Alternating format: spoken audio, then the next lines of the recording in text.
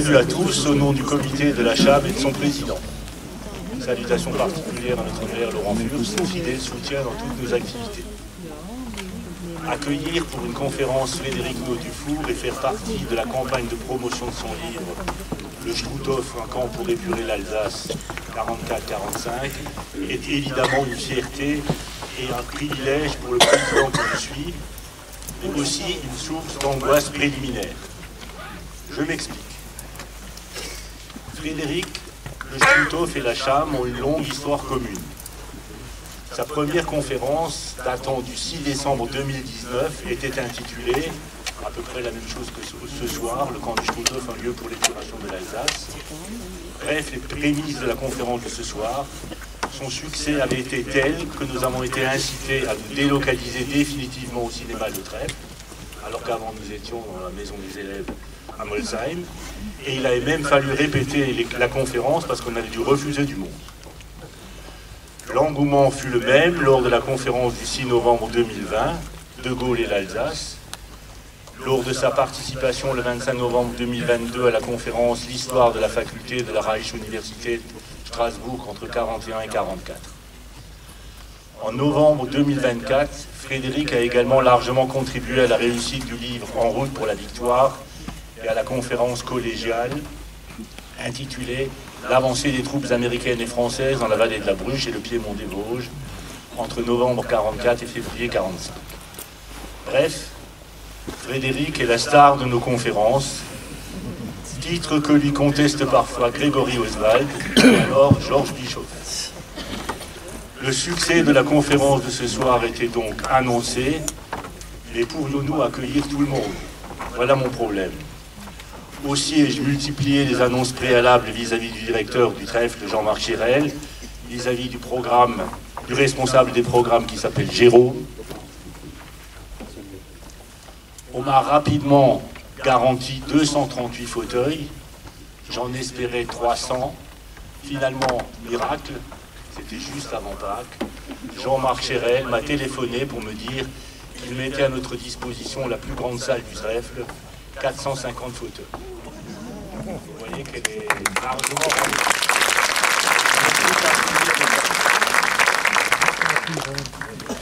Donc tous nos remerciements, en mon nom personnel et au vôtre, vont au cinéma Le Trèfle avec toute son équipe, Jean-Marc, Jérôme, Sophie, Mélanie, Julien, Chloé, qui à chaque fois se dévouent pour nous. Mais quelles sont les raisons de ce succès? Évidemment, le talent de Frédéric d'abord. J'en reparlerai tout à l'heure. Ensuite, l'intrication étroite et l'interdépendance entre la petite et la grande histoire, en ce lieu qui, quel que soit son nom, appartient à notre histoire directe. L'histoire du Konzentrationslager Natzweiler est bien connue depuis les travaux de Robert Stegmann dans les années 90 et la publication de sa thèse de doctorat de 2005, intitulée Le Konzentrationslager et ses commandos, une nébuleuse concentrationnaire des deux côtés du Rhin, 1941-1945. Construit dans un cadre idyllique et destiné à réprimer les individus venant de toute l'Europe. Seul camp de concentration sur le sol français, on y pratiquera des expérimentations médicales et on y exterminera même des juifs. Ce sera aussi le premier camp découvert par les Alliés le 25 novembre 1944, même s'il était vide à ce moment-là. Mais le destin de ce lieu ne s'arrête pas à la libération. Désormais, et la distinction est importante, il s'appellera le Struthof. Son histoire est encore plus méconnue et plus glauque. Elle s'inscrira dans l'histoire nationale de l'épuration. De la fin du mois de novembre 1944 au 11 novembre 1945, l'État y gère un camp d'internement administratif pour les civils allemands établis en Alsace, mais aussi pour les Français alsaciens soupçonnés d'avoir soutenu le régime nazi. C'est l'objet de la conférence de ce soir. Pour avoir l'audace de relever le défi d'essayer de comprendre comment un camp de concentration a pu être réutilisé par une république pour y implanter des civils, il fallait évidemment s'appeler Naud-Dufour. Être historienne, avoir l'expérience de l'ancienne directrice du Centre européen des résistants déportés, avoir écrit plusieurs livres sur cette période, et même un roman, être chargé de la mémoire pour le Grand Est. Il fallait parfaitement maîtriser l'annexion de fait, l'incorporation de force, la longue histoire de l'Alsace, le Reichsland, la tentation de l'autonomie, la place des religions dans notre histoire, mais surtout être une vraie historienne et plonger dans les prolifiques archives de cette période. Et surtout, rencontrer d'anciens internés. Comme toujours dans son travail, chez Frédéric, c'est l'humain qui prédomine. On verra ainsi qu'elle appelle affectueusement, avec tendresse, les gens qui sont au Struthof, les Strutthofler, en continuité de l'expression alsacienne que nous connaissons tous très bien, Rechtsleben. Il a beauchisé quelque part pour traduire. Le résultat de son enquête historique est inédit, il est imposant, il est limpide, il est aussi complet que possible et comme toujours ouvert sur le futur. Pour nous en faire part, merci d'accueillir chaleureusement Frédéric Naudufour.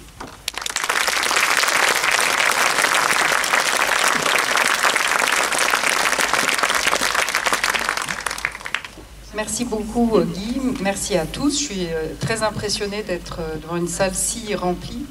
Et c'est vrai que c'est une longue histoire entre la Cham, ce sujet, et puis ma vie dans cette vallée, que je ne connais pas depuis aussi longtemps que la plupart d'entre vous, mais que j'ai eu à cœur de comprendre mieux.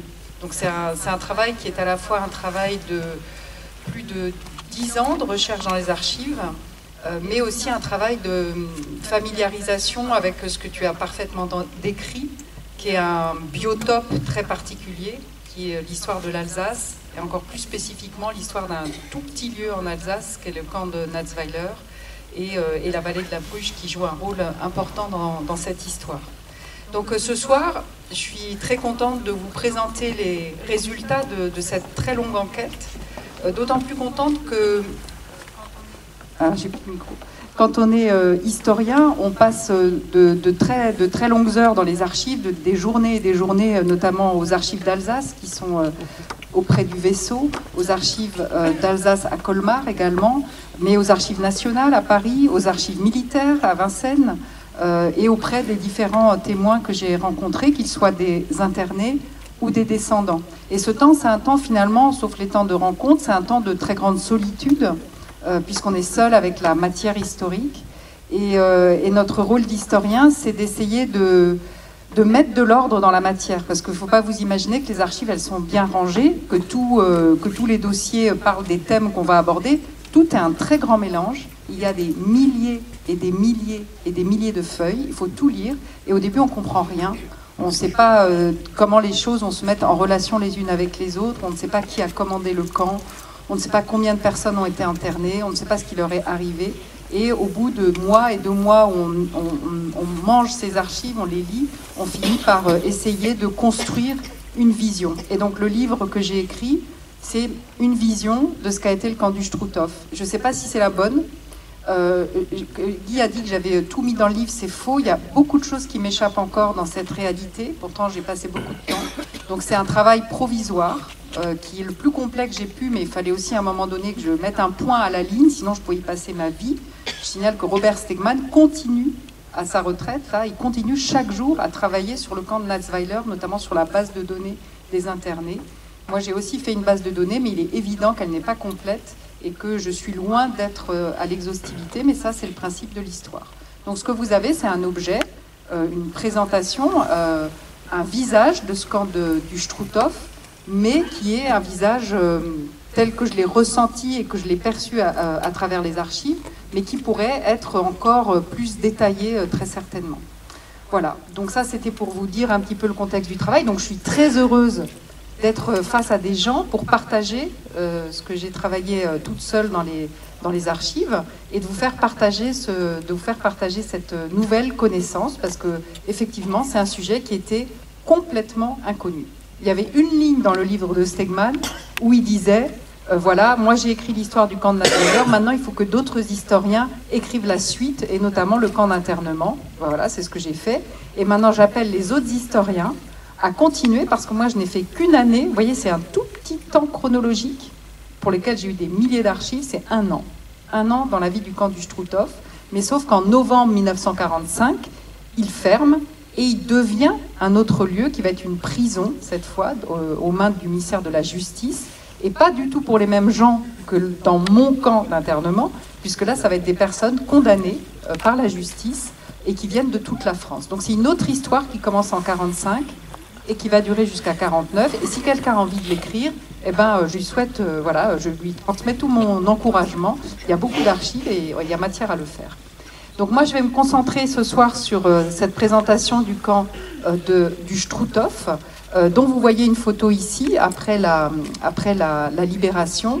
Et on va je vais revenir sur pourquoi est-ce qu'il a été créé là, qui s'est occupé de ce camp, qui ont été les internés, et finalement quelles leçons, enfin leçon, le mot est un peu fort, mais qu'est-ce qu'on peut tirer comme conclusion de cette histoire étrange.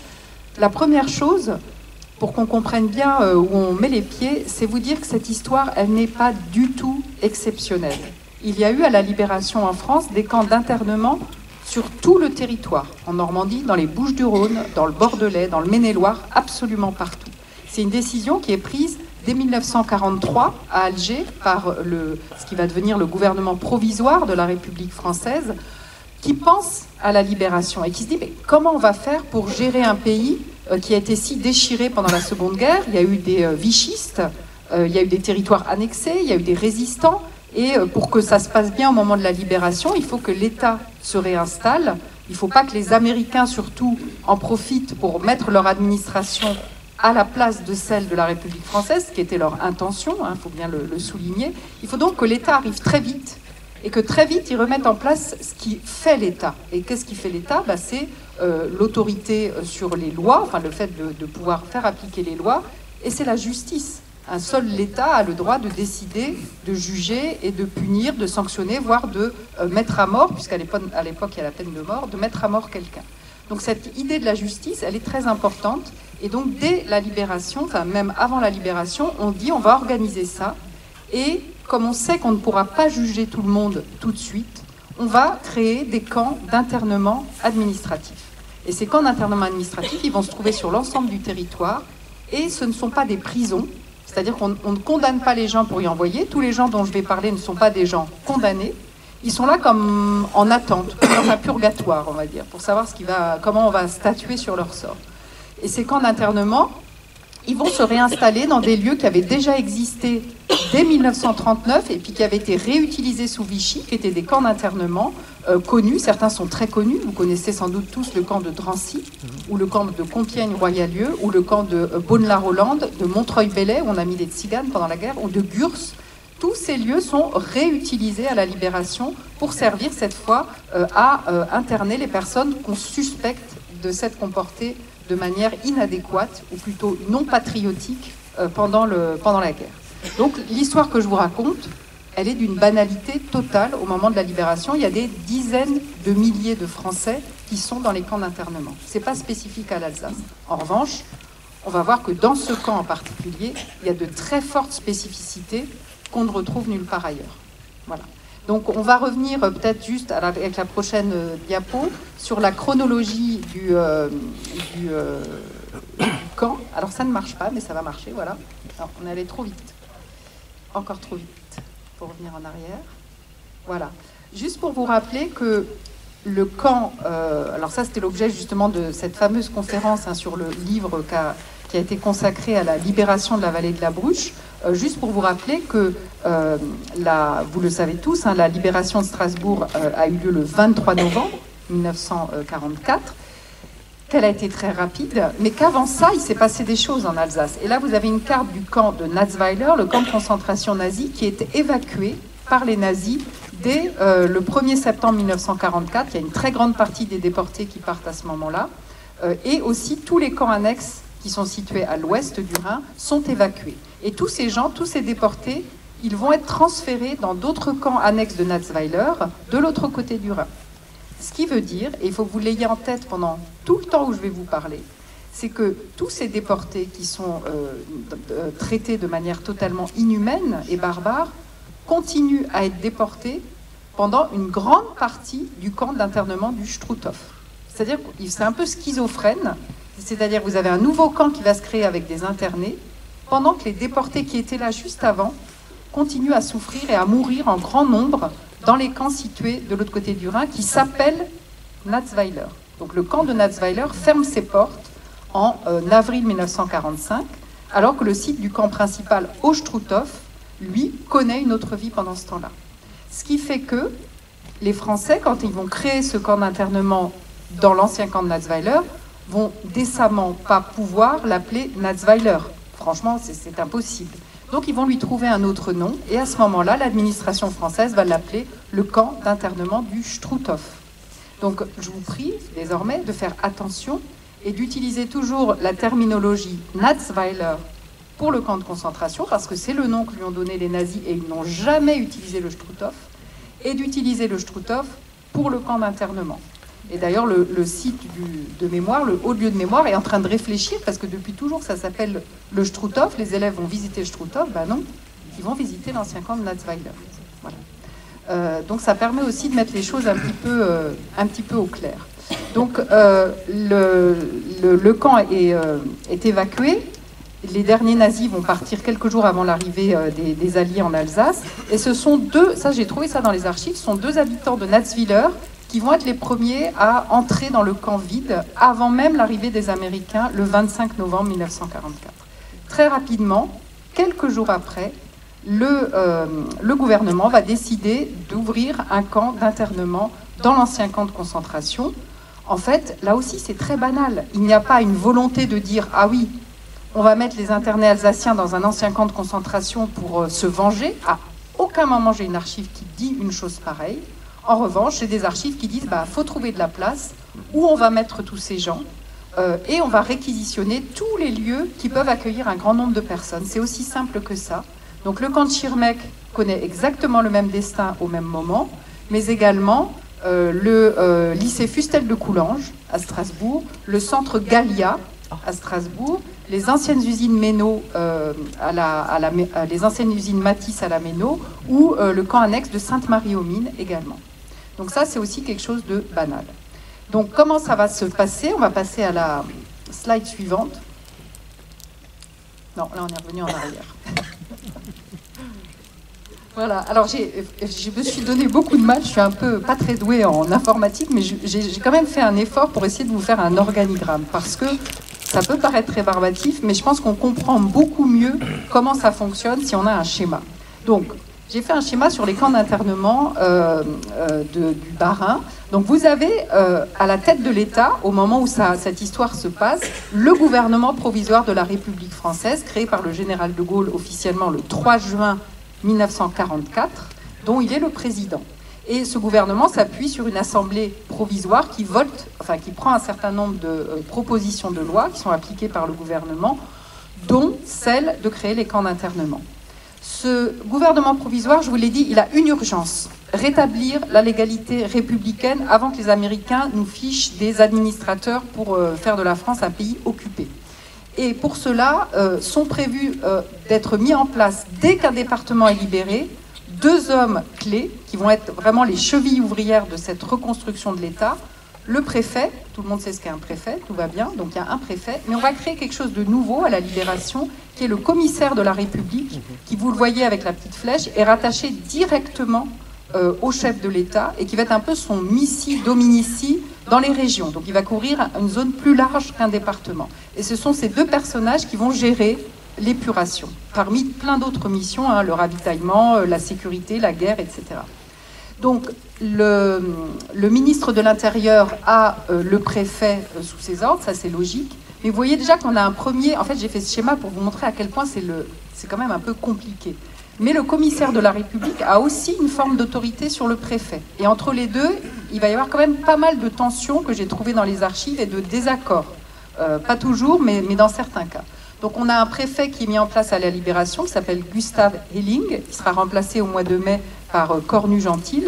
Et de la même façon, on a un commissaire de la République qui est Blondel, et qui va être remplacé lui aussi en mai par un ancien résistant déporté, d'ailleurs Bollert, très proche de De Gaulle. On a parallèlement le ministère de la Guerre qui est en place et qui va, lui, avoir autorité sur la hiérarchie militaire et notamment sur le gouverneur militaire de Strasbourg qui arrive très vite au moment de la libération à Strasbourg et qui s'appelle d'abord le général Schwartz. Il sera très rapidement remplacé par le général Touzet du Vigier.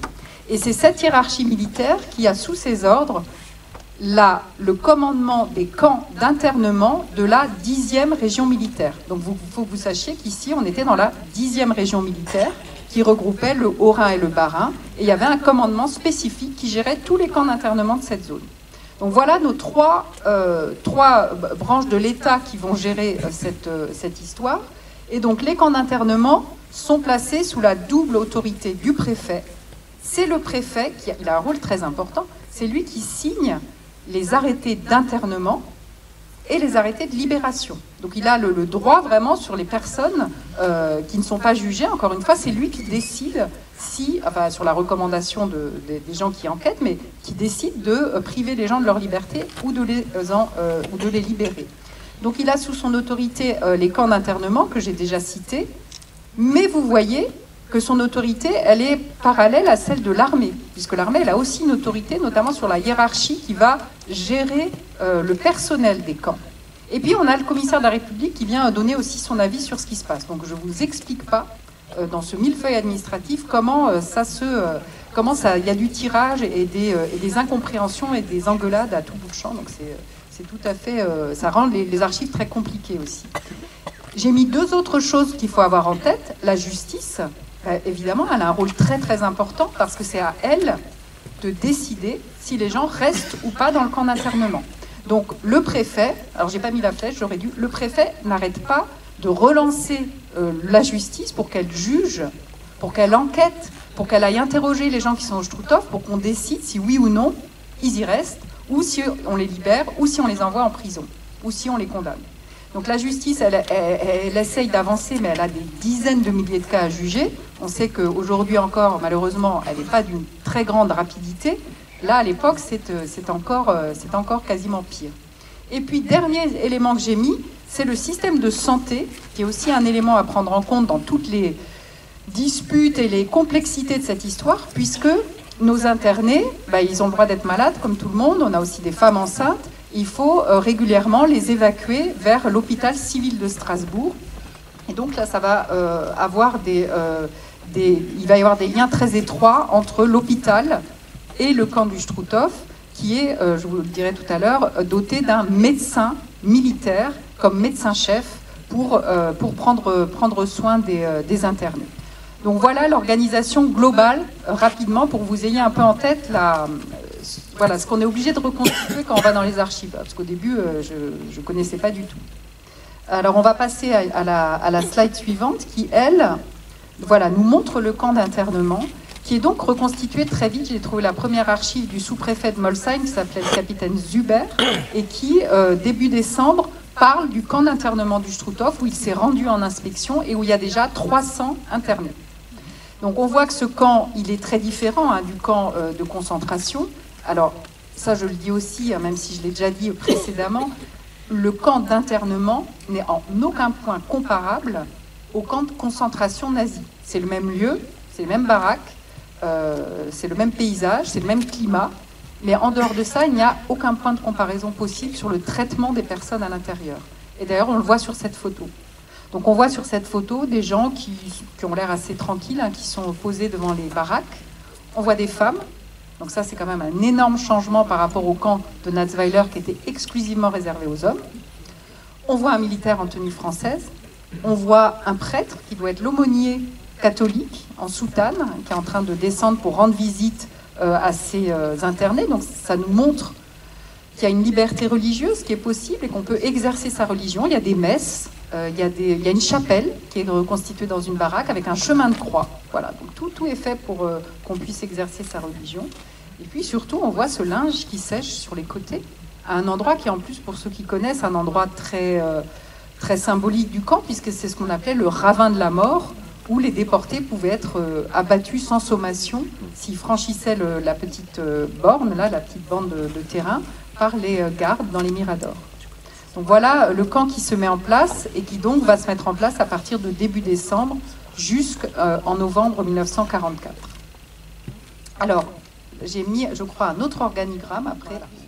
Donc le camp d'internement, c'est un lieu qui est organisé, comme vous le voyez sur l'organigramme, avec à sa tête un commandant. Vous voyez là qu'il y a 3 noms de commandants. En fait, il y en a même un 4e qui a assuré un intérim très très bref, donc je ne l'ai pas mis. Donc on a un premier commandant qui est un FFI, qui est un résistant, enfin un FFI mais un résistant, qui est le capitaine Rivière, alias de Jean Eschbach, et qui va prendre le commandement du camp au début et le quitter très très vite parce qu'il est militaire.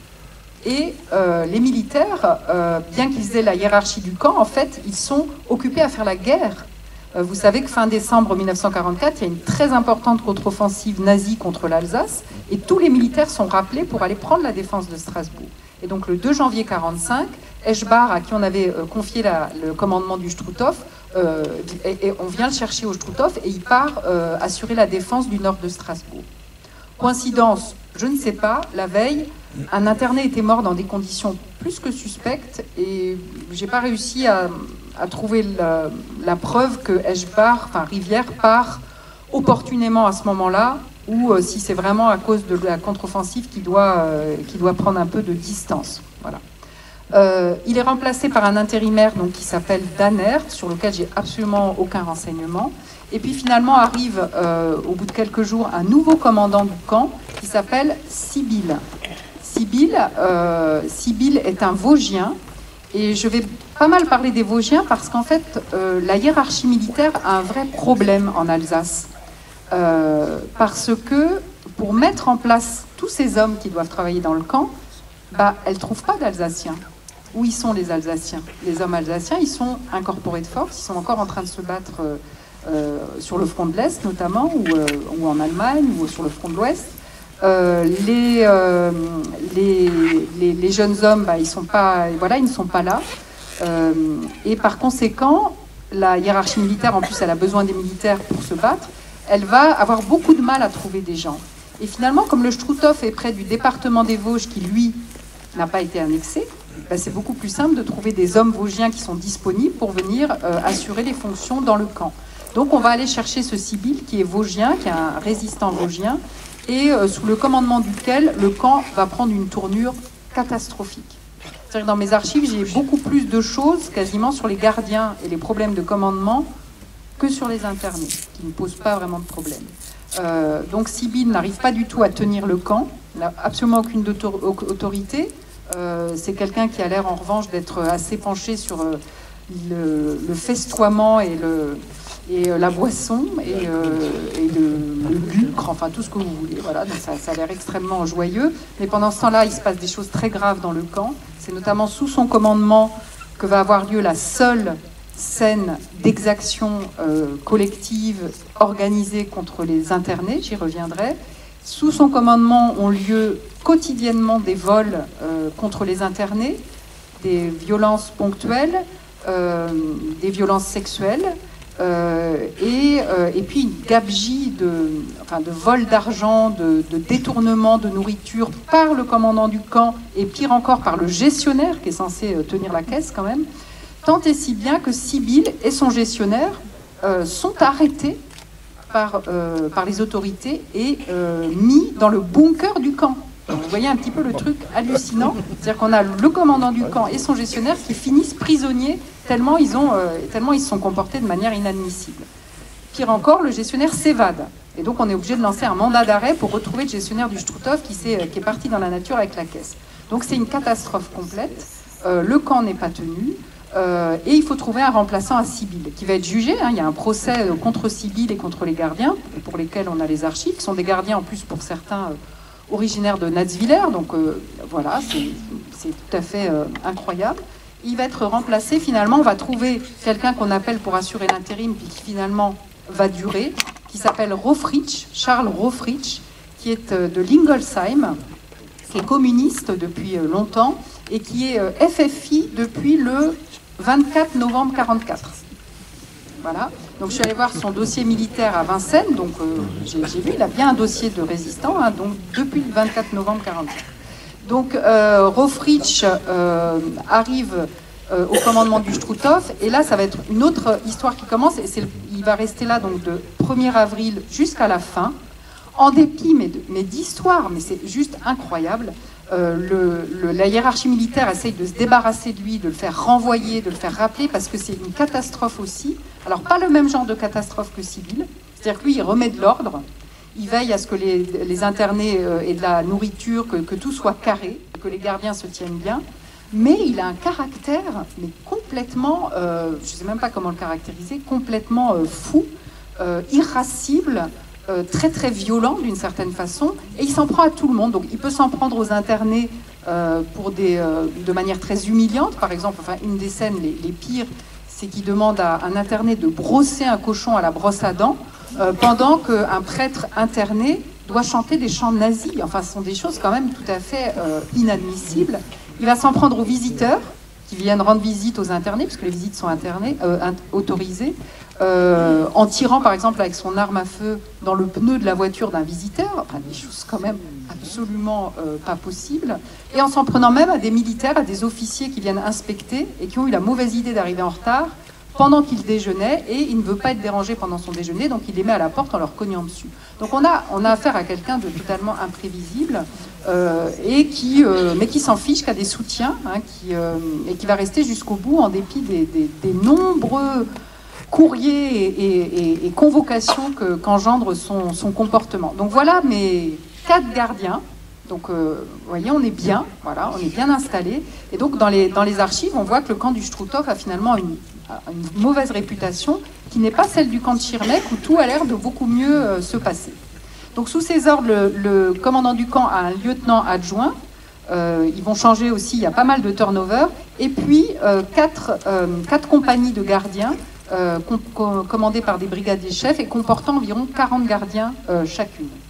Et de l'autre côté, j'ai mis 2 personnes qui jouent un rôle important et qui ne sont pas vraiment sous les ordres du commandant du camp. Et donc ils ont un petit peu une autonomie qui leur permet de contrecarrer, contourner, faire entendre une autre voix. Ce sont les 2 aumôniers, religieux. Donc j'ai fait un calcul statistique, il y a dans le camp du Struthof autant de catholiques que de protestants internés, comme ça, pas de jaloux. On a des pasteurs qui sont internés, on a des prêtres qui sont internés, et donc on a un révérend père Fleischmann qui est l'aumônier catholique, qui est surnommé par les internés, devinez comment, comme il s'appelle Fleischmann, il est surnommé le père Viandox. Voilà. Et on n'a pas un aumônier protestant, on a une aumônière, je ne sais pas comment on dit, qui est Marilène Hoffett, et qui est une des premières femmes pasteurs d'Alsace, enfin de France même. Et visiblement, il n'y a pas beaucoup de pasteurs qui étaient intéressés par prendre le job. Et comme elle était une femme, on lui a dit, bah voilà, vous n'avez qu'à faire ça. Et elle a fait un excellent travail. Hein. Son témoignage est tout à fait précieux. Et puis le médecin-chef, qui va aussi jouer un rôle toujours très important, mais que la hiérarchie militaire, là aussi, a eu beaucoup de mal à trouver des médecins militaires qui voulaient aller travailler là ou qui étaient disponibles. Et donc on a des médecins militaires qui sont de grade très très bas, qui sont tout nouveaux dans la carrière et qui vont avoir des gros problèmes à se faire reconnaître et admettre par le commandant du camp. Donc il y a vraiment des scènes aussi entre ces deux-là. Et puis tout en dessous, on a quand même les internés qui sont là et qui vont subir tout ce qui se passe au-dessus de leur tête et qui n'est pas toujours très, très joli. Voilà. On continue. Avec des photos, en effet, des gardiens, avec une photo que je pense être celle de Rofritsch, mais j'en suis pas sûre. Le monsieur qui est en vareuse là devant, je pense que c'est lui parce que la photo elle est prise au moment où il commande le camp. Et ça correspond à la description qu'ont fait plusieurs internés de lui, notamment le médecin-chef Kiefer, qui l'a décrit longuement, voilà, comme un être trapu, comme ça, qui avait l'air assez dur. Donc c'est peut-être lui. Et puis on a les gardiens. Et là aussi, parmi les gardiens, on a un certain nombre de problèmes qui se posent, puisque comme je vous l'ai dit, on a du mal à recruter des Alsaciens. Donc il y a un certain nombre de gardiens qui sont alsaciens, mais qui sont recrutés à proximité. Donc, je vous ai dit, certains viennent de Natzwiller, d'autres viennent des villages alentours. Mais comme il n'y en a pas assez, on va aussi avoir des gardiens vosgiens. Donc je vous laisse imaginer l'ambiance entre les gardiens vosgiens qui disent voilà, nous on n'est pas des Boches, hein, on n'a pas été annexés, donc c'est nous les gentils, et les gardiens alsaciens qui ne peuvent pas supporter les gardiens vosgiens. Donc là aussi on a des disputes interminables. En plus, Rofritsch va venir, lui, c'est les internés qui appellent ça comme ça, va venir avec sa clique communiste de Lingolsheim. C'est-à-dire qu'il fait venir des copains communistes qui étaient avec lui dans le village, et ils vont venir faire régner leur loi sur ces gardiens alsaciens et vosgiens au camp du Struthof. Donc on a des gardiens qui ne sont pas des gardiens de profession, qui sont des gens qui n'ont pas de boulot à l'époque, hein, qui n'ont pas avec un très gros niveau d'études. D'abord, c'est très mal payé. Et donc, on a un peu des gens qui ne sont pas du tout compétents pour faire le job et qui vont connaître des problèmes de ne pas se présenter au poste, de partir en permission quand bon leur semble. Et je crois qu'on a une archive après qui montre les remontrances du commandant Rofritsch. Voilà, alors c'en est une parmi des centaines où là, il se fâche d'avoir retrouvé des sentinelles qui étaient encore assises ou qui dormaient au lieu de monter la garde. Et donc, il essaye de les menacer. En même temps, il ne peut pas les renvoyer, il n'en a pas assez. Donc, on a des archives très amusantes. Le gardien qui, trouvant que son arme est trop lourde à porter, lorsqu'il remonte de Roto, va la confier à un interné pour qu'il la porte à sa place. Quand même, on a affaire à ce genre de personnage. Ou alors un qui s'est mis en arrêt maladie pendant 15 jours parce qu'il avait une ampoule à la main. Voilà. On demandera au docteur Muller ce qu'il pense de cet arrêt maladie. Donc on continue pour découvrir un peu qui sont les internés. Donc les internés, ils sont de deux grandes catégories. Il y a un premier grand groupe qui représente plusieurs milliers de personnes qui sont des Allemands. Puisque, je vous rappelle, l'Alsace a été libérée par Leclerc de manière très rapide et que face à cette offensive éclair, beaucoup d'Allemands n'ont pas eu le temps de gagner l'autre côté du Rhin. Et ils sont restés un petit peu pris au piège, notamment à Strasbourg, où ils sont encore, selon le préfet, en novembre 1944, 30 000. Donc 30 000 Allemands, et il y en a aussi dans les villages. Dans les recherches, j'ai des Allemands dans tous les villages de la vallée de la Bruche, à Dachstein, à Molsheim, et jusque dans le nord de l'Alsace, dans des tout petits villages. Qui sont ces Allemands? Ces dizaines de milliers d'Allemands qui restent en Alsace. Alors ce ne sont pas les militaires allemands, eux ils sont en train de se battre ou ils sont dans les camps de prisonniers de guerre. Ce sont des civils, et ce sont des civils qui sont, par exemple, des fonctionnaires qui sont arrivés avec le Troisième Reich, ou les familles des fonctionnaires, ou des gens qui sont venus travailler et s'installer en Alsace, et aussi une population très importante d'Allemands qui ont été relogés en Alsace après le bombardement des villes en Allemagne, après le bombardement de Mannheim ou de Karlsruhe. Et donc on retrouve ces Allemands relogés dans des familles où ils ont l'air très heureux, ça a l'air de très bien se passer. Donc ce sont des familles, des femmes, des enfants, etc. Et comme on a aussi, et j'en reparlerai, des Allemands très âgés qu'on a évacués de ces villes bombardées alors qu'ils étaient dans des maisons de retraite et qu'on va reloger dans les maisons de retraite pas très loin d'ici, notamment au Bischenberg, à Bischofsheim, à l'asile de Marlenheim et au couvent du Mont Saint-Odile. Donc on a des personnes, des femmes et des hommes de plus de 90 ans qui sont dans ces maisons de retraite et qui vont, comme tous les autres Allemands, devoir se présenter pour un recensement en décembre 1944 sur ordre du préfet de Bischwiller, peut-être, pour être internés, pour certains d'entre eux, au camp du Struthof. Donc je vous laisse imaginer le résultat pour une personne de plus de 90 ans, et j'en ai, qui arrive en décembre 1944 pour être logé dans une baraque au Struthof. Voilà. On a aussi d'autres Allemands en Alsace. Ce sont les cas, et il y en a beaucoup, d'Alsaciens de nationalité allemande ou dont les parcours familiaux font que leur nationalité n'est pas claire. C'est le cas de Jean-Pierre Strobel que j'ai rencontré. Il était tout jeune à l'époque, il avait 15 ans quand il a été interné. Sa mère est française, elle a épousé un Allemand, donc elle a eu la nationalité allemande. Ses enfants sont nés allemands, le père est mort, mais elle est retournée vivre en Alsace en tant que française, et au moment de l'épuration, on considère qu'ils sont allemands et on va les mettre dans un camp d'internement au Struthof. Donc ça, j'ai beaucoup de familles qui sont dans des situations J'ai même des familles, la famille Dili, où il y a 3 enfants qui sont français et un qui n'a pas été naturalisé, il est allemand, comme la mère. Et donc la mère et l'enfant allemand sont internés. Et les 3 enfants qui sont français ne le sont pas. Voilà. Donc on arrive à des situations aberrantes. Donc ça, c'est la première population qui n'est pas là parce qu'elle a fait quelque chose. Peut-être parmi eux, il y a peut-être des gens convaincus de l'idéologie nazie, j'en sais rien, mais ils sont là car allemands. Un point, c'est tout. Donc on a les vieillards, les femmes, les enfants, les hommes qui sont là parce que c'est des ennemis et qui pourraient aider l'armée allemande alors que la guerre est encore en cours. Le deuxième, alors je crois que j'ai mis un schéma sur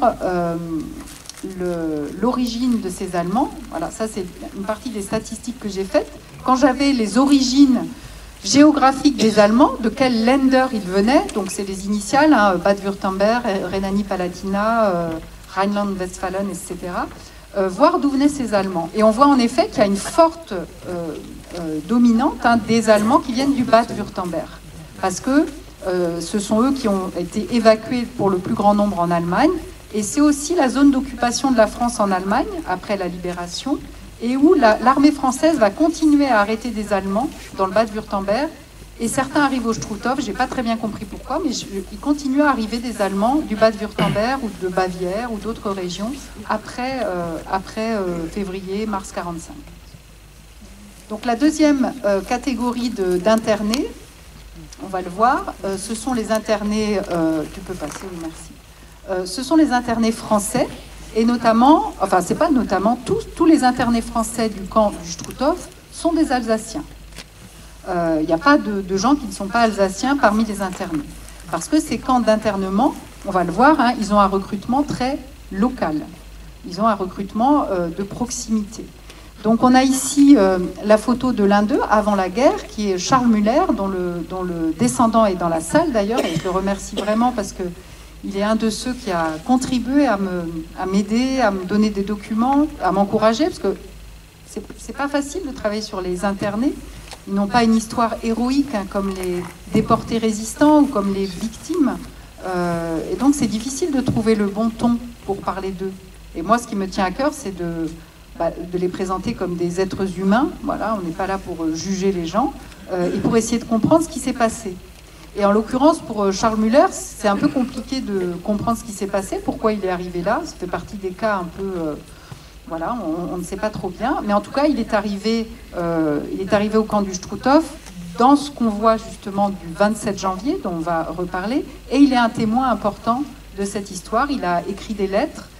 Il a tenu une sorte de compte-rendu qui fait qu'on a des informations très précieuses grâce à lui. Et il fait partie de ces internés qui montrent à quel point on est dans une relation très particulière en Alsace. Il y a eu finalement très peu d'épuration sauvage en Alsace et en Moselle, parce que tout le monde avait, sous l'annexion, personne n'avait trop le choix que de faire avec les nazis. Tout le monde était plus ou moins obligé d'adhérer à une organisation nazie, voire au parti nazi, s'il voulait garder son travail. Les enfants devaient aller dans les Hitlerjugend. Donc à la libération, il n'y a pas eu ce réflexe qu'il y a eu dans d'autres régions de France, en disant « toi, tu as collaboré, mais moi, je n'ai rien fait ». C'était beaucoup plus difficile. Et puis la libération était plus tardive. Donc il n'y a pas eu cette épuration sauvage. Et par exemple, lors de l'arrestation de Charles Muller, il se fait arrêter par un FFI, alors il était de Hurtigheim, il se fait arrêter par un FFI qu'il connaît très bien, c'est quasiment son voisin. Et donc ce FFI vient lui dire bah écoute, c'est moi qui vais t'arrêter, hein, presque je suis désolée, voilà, mais c'est moi qui vais t'arrêter, t'inquiète pas. Et Charles Muller lui dit mais non, mais il n'y a pas de problème, t'as même pas besoin de prendre de fusil, ça va bien se passer. Voilà. Donc ça, c'est des choses assez propres, je pense, à ce qui peut se passer en Alsace. Donc ces internés français, on va voir le schéma suivant. Ils viennent, comme je le disais, de régions très proches, de villages très proches du camp du Struthof. Donc là, c'est pareil, j'ai pas les lieux de tous les internés, j'ai fait avec ce que j'avais dans ma base de données, mais on voit qu'une grande majorité d'entre eux vivent à moins de 50 km du camp du Struthof. Et pour les plus lointains, vous voyez, 75. Donc disons, le bassin de recrutement du camp du Struthof au moment de l'épuration, c'est Strasbourg, Schiltigheim, la vallée de la Bruche, très certainement, et une partie de l'Alsace du Nord. Hein. On a des gens de Niederbronn, de Niedersteinbach, de Saverne, de Wasselonne, enfin c'est pas l'Alsace du Nord, mais de plus au nord, disons. Donc ils viennent de la proximité du camp, ce qui fait que ils se retrouvent un peu en famille. D'abord, on a des familles entières d'internés alsaciens qui viennent avec le papa, la maman, les enfants, comme les Allemands un petit peu. On connaît, ceux qui tiennent des journaux notent « Ah bah tiens, voilà, il y a un copain de mon village qui arrive ». Donc on voit des connaissances qui arrivent dans le camp, on se retrouve entre gens du même village. Et puis, il arrive qu'on connaisse les gardiens, parce que quand on habite à 25 km du Struthof, on connaît le gardien qui vient de Natzwiller ou le gardien qui vient de Bar-en-Bar. Voilà. Donc il y a une interconnaissance à l'intérieur du camp qui permet quand même de maintenir un certain calme, disons. Il n'y a pas trop d'agressivité, à part certains cas que je vais mentionner. Donc, pour mieux comprendre qui sont ces internés, je présente le parcours de quelques-uns d'entre eux pour montrer que les cas sont très différents. En fait, si je voulais vous les présenter, il faudrait à peu près que je présente chacun d'entre eux, parce que personne n'a la même histoire que l'autre, personne n'est là pour les mêmes raisons, personne n'a eu la même condamnation.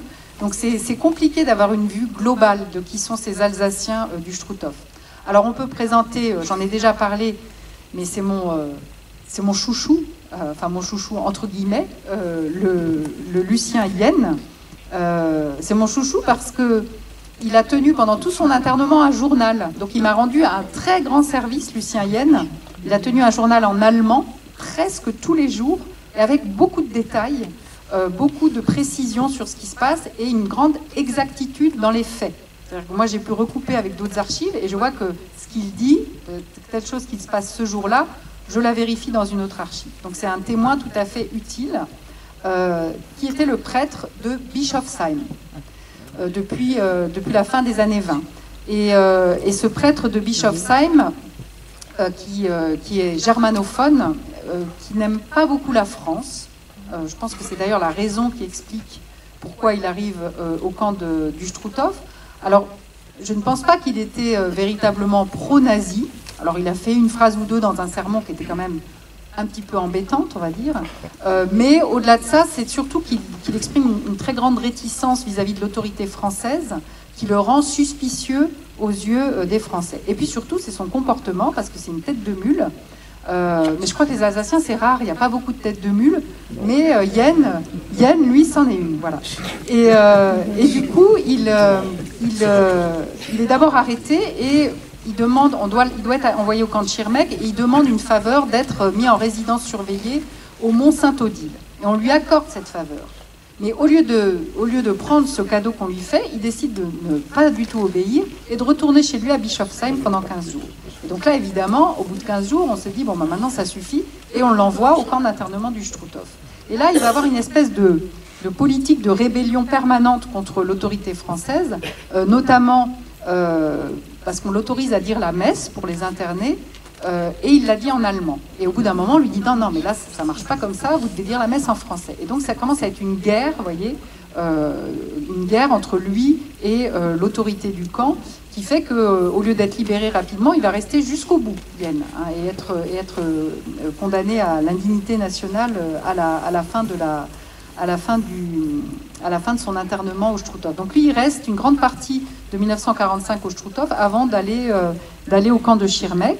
Et c'est un témoin précieux qui décrit d'abord qu'on peut dire la messe, qu'il a une chapelle, alors il a un peu des grands problèmes, hein, parce qu'il n'arrive pas, par exemple, à se procurer des hosties. Vous voyez le niveau de ses problèmes. Donc il relate tous ses ennuis de prêtre, mais il témoigne aussi sur les autres internés. Alors, autre exemple d'interné, on a ici une femme que j'ai rencontrée, qui est morte il y a quelques années maintenant, Germaine. Et Germaine, c'est un cas intéressant, parce que d'abord, elle nous rappelle qu'il y a des femmes dans le camp.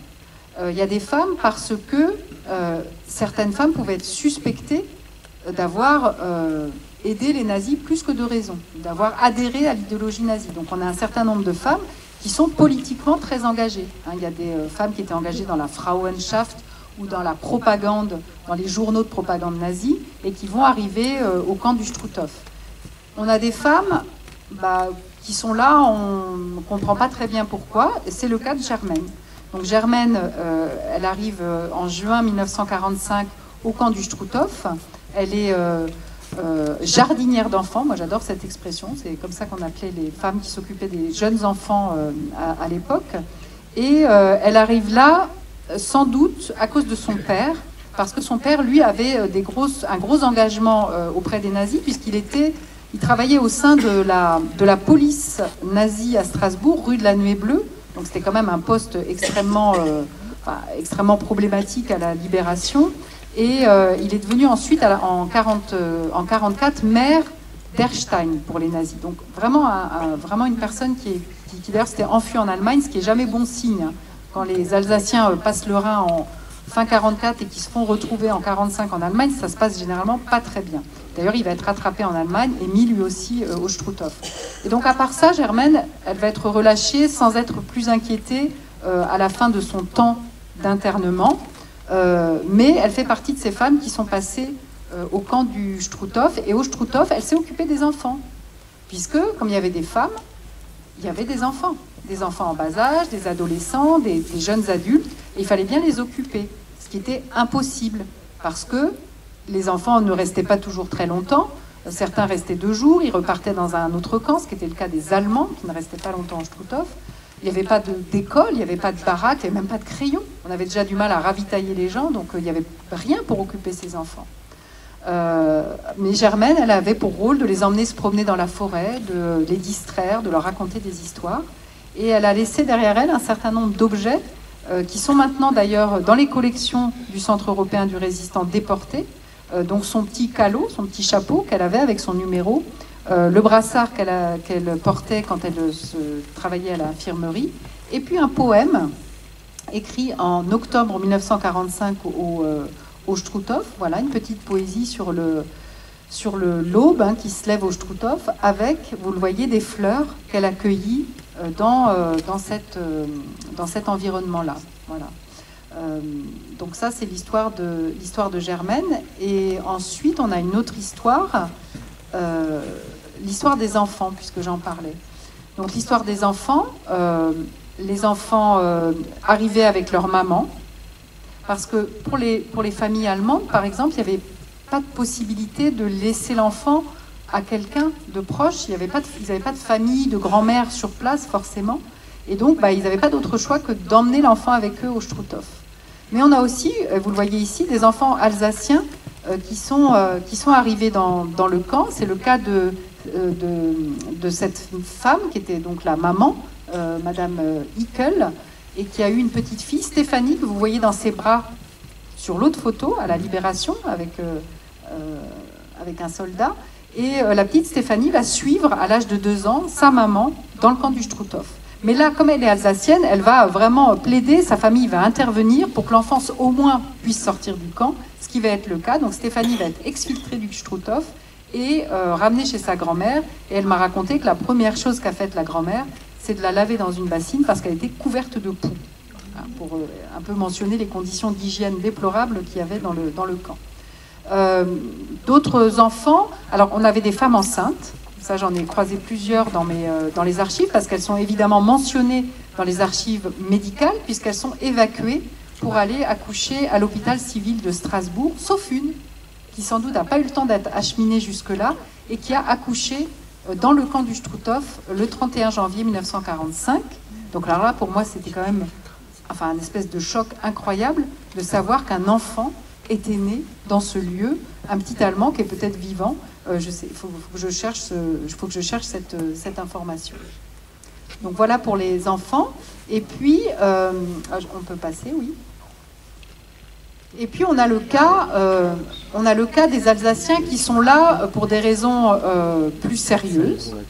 Alors j'ai pas mis d'exemple ici, mais il faut savoir que tous les Alsaciens qui avaient joué le rôle de Ortsgruppenleiter, c'est-à-dire de responsable d'une communauté humaine équivalente à une grosse commune pour le compte du parti nazi, Et tous ceux qui étaient Kreisleiter, alors là, il n'y a même pas de discussion, mais les Ortsgruppenleiter ont tous été inquiétés à la Libération et placés dans des camps d'internement.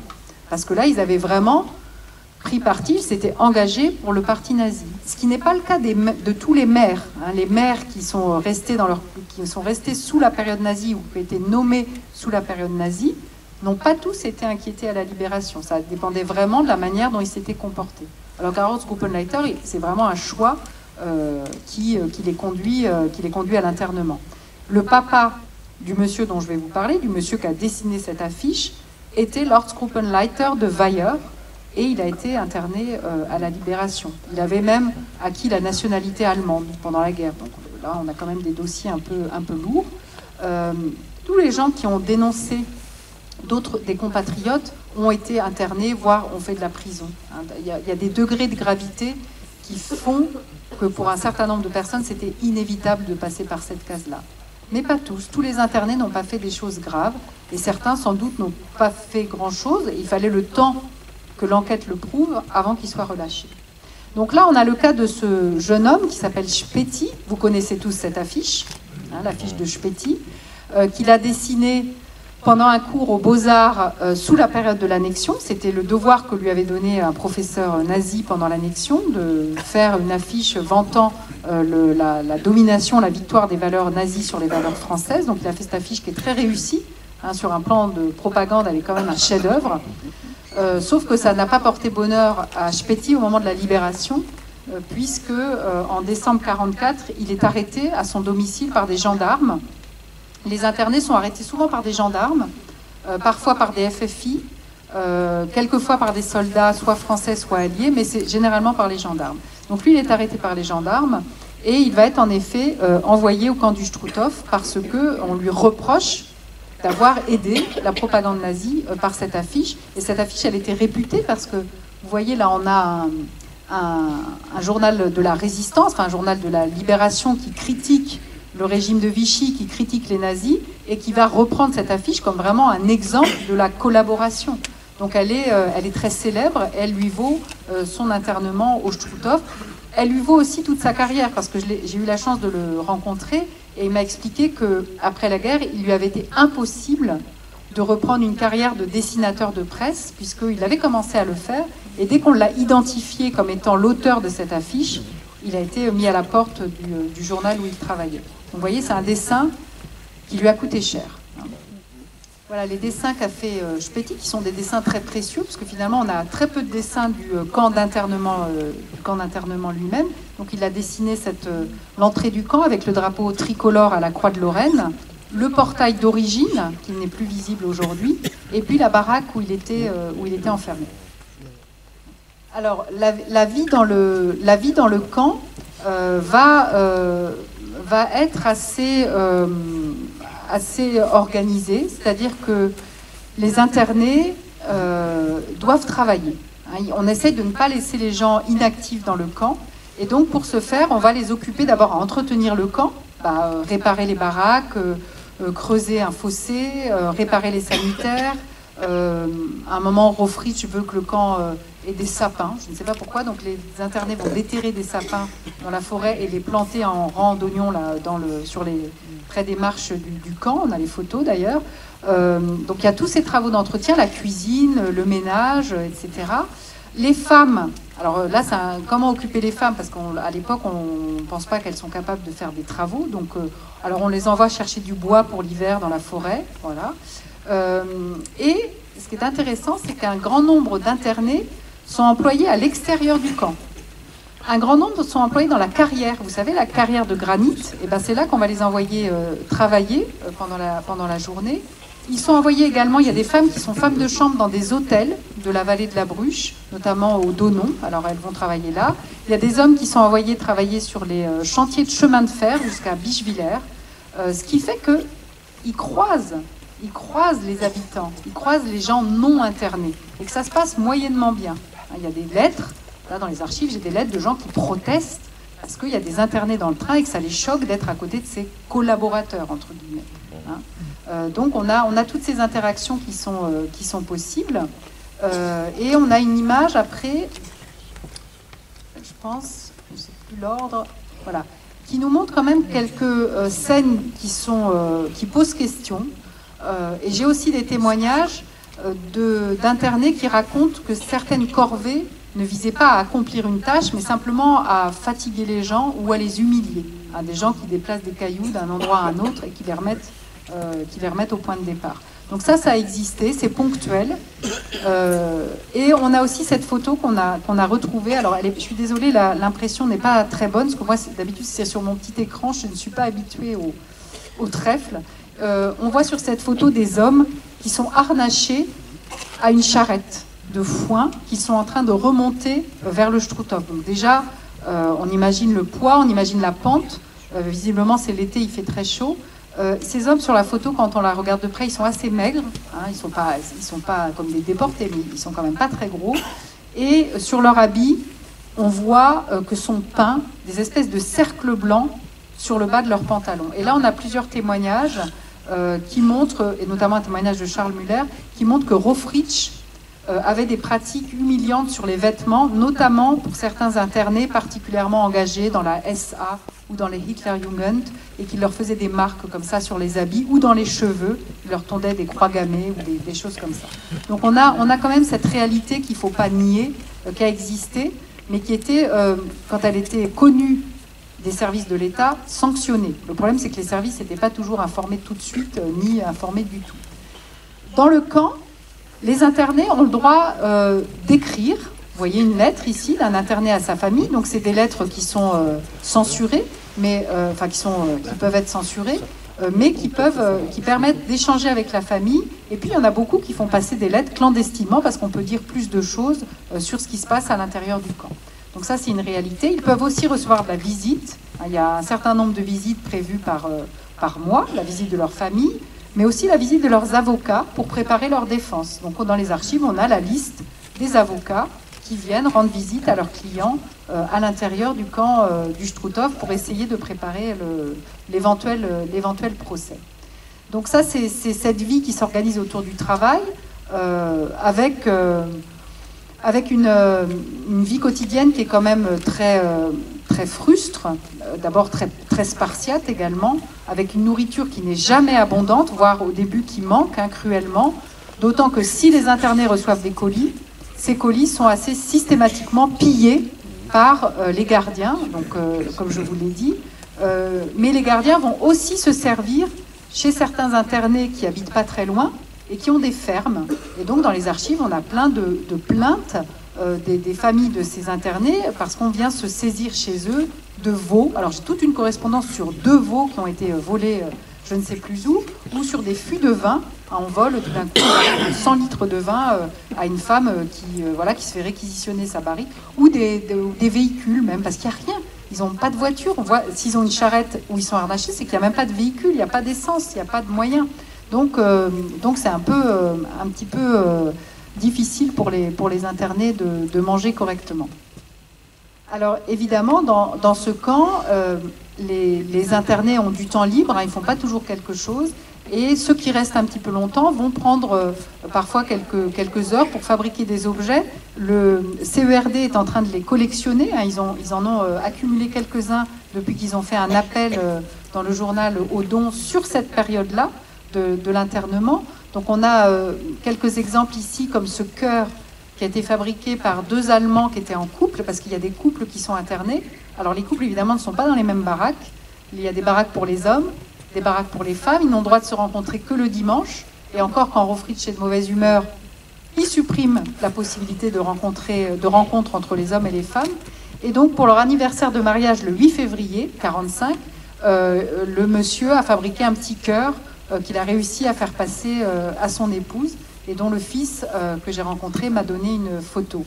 Voilà, ou des objets d'artisanat assez simples, ou encore une fois, vous voyez un autre document de Charles Muller pour l'anniversaire de sa fille, qui était née le même jour que lui, avec toujours ces fleurs, ces herbes du Struthof. On se rappelle qu'on est en montagne, que c'est un endroit qui est beau, et les internés, ils donnent aussi à voir un petit peu cette beauté sur les réalisations qu'ils font. Alors, dans le livre et dans les archives, le sujet de la mortalité, il est abordé de manière très claire. C'est-à-dire qu'il n'y a pas il n'y a pas de tabou, il n'y a pas de cachotterie sur le nombre de personnes qui sont mortes, parce qu'on a un registre, hein, je vous ai mis la photo du registre des décès du camp du Struthof, qui a donc été commencé le 30 décembre 1944, puisque sur une population de plusieurs milliers de personnes, environ de 8000 personnes, on a 87 décès entre novembre 44 et novembre 45. Ce qui fait qu'on a quand même une mortalité qui est raisonnable, hein, qui n'est pas de l'ordre de la surmortalité, et qui va être tout à fait recensée et documentée.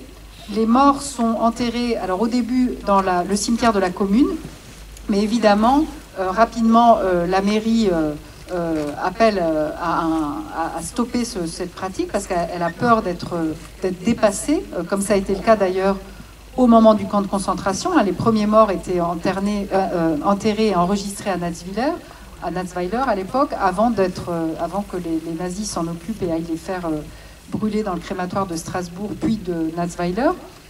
Là, la décision est prise, après beaucoup de débats, là aussi beaucoup de correspondances, de créer un cimetière sur place pour les internés.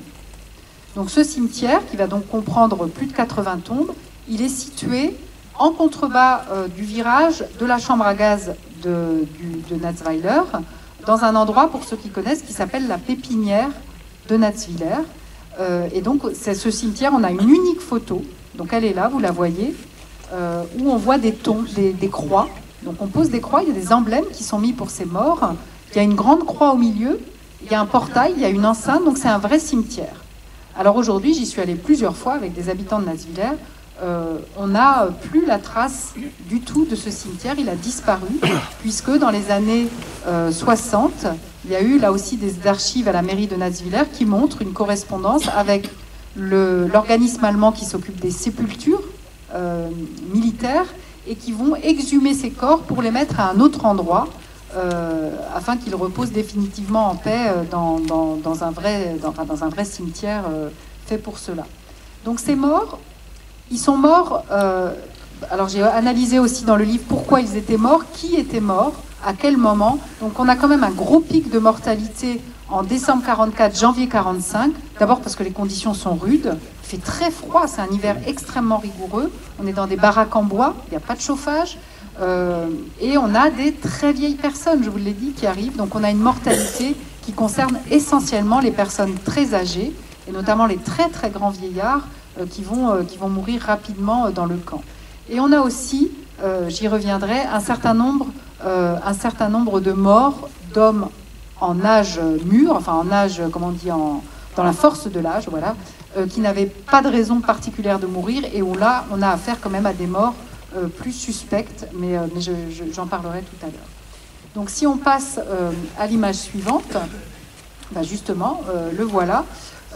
On a ici la photo d'un des internés qui est mort dans ces conditions suspectes, hein, qui s'appelle Ernst Dörr. Donc je pense que ici, vous devez reconnaître l'endroit qui est en photo. Oui, parce qu'hier j'étais à Sélestat. Personne à Sélestat n'a reconnu cette maison. Donc je me suis dit, les Sélestadiens ne voyagent pas beaucoup hors de Sélestat. Donc c'est la maison forestière d'Oberaslar. Voilà. Et donc là, j'ai travaillé avec l'aide d'un ancien forestier. Je ne sais pas s'il est dans la salle. Non, il ne lève pas la main, il n'est pas là. D'un ancien forestier qui connaît très bien l'histoire des forestiers, qui m'a beaucoup aidé dans cette recherche sur Ernst Dörr. Donc il était forestier dès avant la guerre, vous voyez, en 1931, et je crois qu'il est dès 29, à Oberaslar. Et pendant la guerre, il va rester en fonction, il va juste changer d'uniforme, parce que cette fois, il va avoir l'uniforme nazi des gardes forestiers, ce qui ne fait pas de lui un criminel de guerre d'ailleurs. Il reste en place, mais simplement à la Libération, il est inquiété parce que certains habitants d'Oberaslar et de Steel l'accusent d'avoir dénoncé des résistants qui se cachaient dans la forêt et qui auraient été exécutés. Donc là, il y a un débat, mais en tout cas, il est arrêté par les FFI, il est envoyé au Struthof, et là, lors d'une corvée, où il est en train de tirer un traîneau assez lourd sur la neige, c'est l'hiver, il s'écroule, sans qu'on sache très bien pourquoi. Alors on sait qu'il était, sa famille a confié qu'il était cardiaque, donc il s'écroule, et le gardien qui était là, qui est un habitant de Natzweiler, le frappe pour le faire se relever, il le frappe avec la crosse du fusil, et finalement le décès est constaté quasiment immédiatement. Donc là, on est typiquement dans le cas d'une mort qui est anormale, qui est sans doute le fruit de enfin au moins déjà pas d'avoir essayé de sauver cet homme, mais de lui avoir cogné dessus. Et la veuve de Deur va intenter un procès à ce gardien de Natzwiller en décembre 1945. Il va donc y avoir un procès, puis un appel, à l'issue duquel le gardien est condamné. Donc c'est important de raconter cette histoire, parce que ça montre que les exactions, il y en a eu, indéniablement. Il y en a eu contre les hommes. Hein, il y a quelques hommes qui meurent dans des conditions suspectes. Contre les femmes, hein, j'ai relevé un ensemble de violences commises par les gardiens contre les femmes qui entrent dans les baraques. Hein, il y a des scènes de viol, hein, qui n'ont pas été jugées, mais qui sont totalement assimilables à des viols. Il y a aussi des utilisations de certaines internées pour des officiers qui sont de passage. Enfin, il y a des choses vraiment pas propres du tout. Tout ça est sanctionné. C'est-à-dire, dès que c'est porté à la connaissance de la hiérarchie militaire ou du préfet, il y a des enquêtes. Les gendarmes vont faire des auditions, des perquisitions et des jugements. Donc, c'est pas du tout... On n'est pas dans un monde sauvage. Il y a des gens qui se comportent de manière sauvage, mais ce sont des individus et qui sont rattrapés, pour la plupart d'entre eux, par la justice. Alors, si on continue, on va voir ce qui est arrivé maintenant aux tombes qui étaient au Struthof. Donc, ces tombes qui étaient dans ce cimetière de Natzwiller, elles ont été déménagées dans les années 60 par l'organisme allemand des tombes militaires et réinhumées dans la nécropole militaire allemande de Niederbronn-les-Bains. Je ne sais pas si vous y êtes déjà allé. En tout cas, je vous recommande d'y faire un tour. D'abord, Niederbronn, c'est très joli. Voilà. Les gens sont très sympathiques. Et la nécropole, elle est intéressante. Elle est précédée d'une exposition permanente qui est toute petite, mais qui éclaire sur qui est enterré dans ce cimetière allemand. Parce qu'en fait, c'est un cimetière de la Seconde Guerre mondiale. Donc on a des gens qui étaient sous uniforme de la Wehrmacht, de la SS. On a parmi eux des vrais criminels de guerre, hein, qui ont vraiment commis des atrocités. Leur parcours est expliqué. Mais on a aussi des innocents, et notamment cette femme dont j'ai mis la tombe et la fiche de décès, l'extrait de décès, qui est décédée donc en juin 1945 au camp du Struthof, et qui était une femme allemande qui vivait dans une maison de retraite à Marlenheim, hein, c'est marqué, asile de vieillards de Marlenheim, qui a été transférée au Struthof où elle est morte, et qui était née quand même en 1856. Donc là, on a un exemple de personne allemande qui n'a absolument rien fait, et qui a subi le destin tragique de ces personnes très âgées. Donc là, on a nos internés du Struthof, dont Deur, qui repose également dans ce cimetière de Niederbronn-les-Bains. Donc, pour terminer sur cette histoire, j'ai mis cette photographie que vous connaissez aussi, je pense tous, hein, qui est la photographie de la baraque musée du Struthof, la baraque qui est en haut. Quand vous entrez tout de suite dans le camp, c'est la première baraque. Elle a été incendiée criminellement en 1976 par un groupe d'autonomistes radicaux alsaciens qui s'appelait les Schwarzwölfe, les loups noirs. Et moi, ce qui m'intéresse dans cette histoire, c'est que lorsqu'ils brûlent cette baraque qui contenait quand même une grande collection d'objets laissés par les déportés, donc c'est une perte irréparable, ils ont en même temps peint une inscription sur le monument du Struthof qui avait été inauguré 16 ans avant par le général de Gaulle. Et ils ont inscrit une date qui est le 27 janvier 1945. Donc dans leur esprit, ce n'était pas du tout la date de la libération du camp d'Auschwitz, qui a lieu le même jour, le 27 janvier 1945, et qu'ils ne connaissaient certainement pas. La Croix de Lorraine nous donne une indication, c'est le 27 janvier 1945, sous autorité de l'État, qui était à l'époque gouverné par le général de Gaulle. Et donc, ils font référence là à un moment très particulier. Ce moment du 27 janvier 1945, comme je l'ai évoqué tout à l'heure, c'est la nuit où un grand changement s'opère au Struthof. En décembre et jusqu'à fin janvier 1945, on n'a que des Allemands dans ce camp. Et le 27 janvier 1945 va arriver de Strasbourg le premier convoi de plus de 1000 Français Donc ça va renverser la population du camp qui va maintenant être à peu près équilibrée entre les Français et les Allemands. Ces premiers Français qui arrivent au Struthof, ils sont attendus. Ils sont attendus par les gardiens, par Sibylle qui est là, même si après il a essayé de dire que non, il avait pris son commandement après, mais c'est faux, il était vraiment présent. Et donc ils les attendent. Ces gens arrivent en train à la gare de Roto, ils attendent très longtemps dans la neige, il fait très froid, ils vont devoir monter à pied jusqu'au Struthof. Et là, ce qui me permet de vous raconter cette histoire, c'est que j'ai de nombreuses archives, j'ai des témoignages, alors de gens qui n'étaient pas sur place comme Yen, à qui on l'a raconté, mais de Charles Müller qui était là et qui raconte, et j'ai un grand nombre d'auditions par la suite des gendarmes, du préfet qui exige d'avoir un éclaircissement sur ce qui s'est passé, et ce qui s'est passé est grave. C'est-à-dire qu'ils sont attendus dans une baraque par des gardiens qui sont en randonnion et qui vont leur cogner systématiquement dessus, et ensuite subir des actes de maltraitance, d'humiliation, puisque plusieurs témoignages rapportent le fait que des femmes prostituées de Strasbourg qui sont internées aussi dans le camp vont les obliger à se mettre tout nus, elles vont les frapper. Donc voilà, des scènes vraiment inadmissibles se passent cette nuit-là, qui vont engendrer une forme de, disons, de mythologie, enfin basée sur des faits réels, mais disant que le Struthof est vraiment un lieu où les internés sont maltraités systématiquement, ce qui n'est pas vrai, ça s'est passé une fois. Et donc l'État va diligenter une enquête, va arrêter les personnes, il va y avoir un jugement pour que ça ne se reproduise plus. Les gens maltraités vont être auditionnés, vont être pris en considération, mais néanmoins cette histoire a laissé des traces.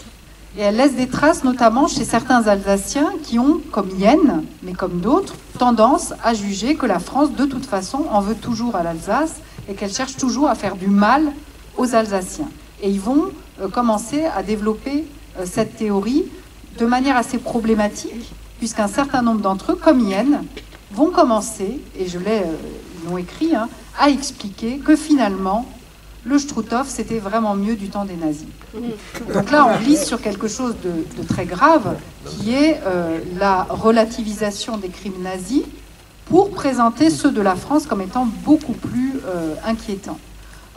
Voilà, donc Yen écrit, oui, j'ai rencontré un ancien déporté de Dachau, il dit que Dachau, c'était beaucoup mieux que ici, ce qu'on est en train de vivre, nous, les Struthöfler. C'est lui qui a inventé le mot. C'est ce que dit aussi une autre internée alsacienne, Annick Kränker. Donc j'en ai quelques-uns comme ça qui tiennent des propos qui glissent petit à petit vers des choses inadmissibles, puisque certains vont commencer à s'interroger sur la véritable capacité du four crématoire à brûler des corps. Et un interné ira même jusqu'à dire, alors là c'était quand même, je suis tombée des nues, que le four crématoire n'avait jamais servi sous les nazis et que la seule fois où il avait servi c'était du temps des Français lors du camp d'internement. Donc des choses gravissimes, ou la remise en cause de la chambre à gaz également. Donc on a un glissement vers ce qui est totalement du négationnisme, c'est le début de cette histoire du négationnisme, elle se passe sur place dans le camp de concentration. Et c'est là qu'on se dit quand même que l'État a eu une drôle d'idée de mettre des gens suspectés d'apprécier les nazis dans un ancien camp de concentration. Là, c'était sans doute l'erreur. Pour en revenir au Loup Noir, le fait qu'ils mettent le 27 janvier, c'est une signature. Ils veulent dire, ce qu'on attaque ici au Struthof, c'est pas le camp, c'est pas les déportés directement, c'est ce qui s'est passé au moment de l'internement.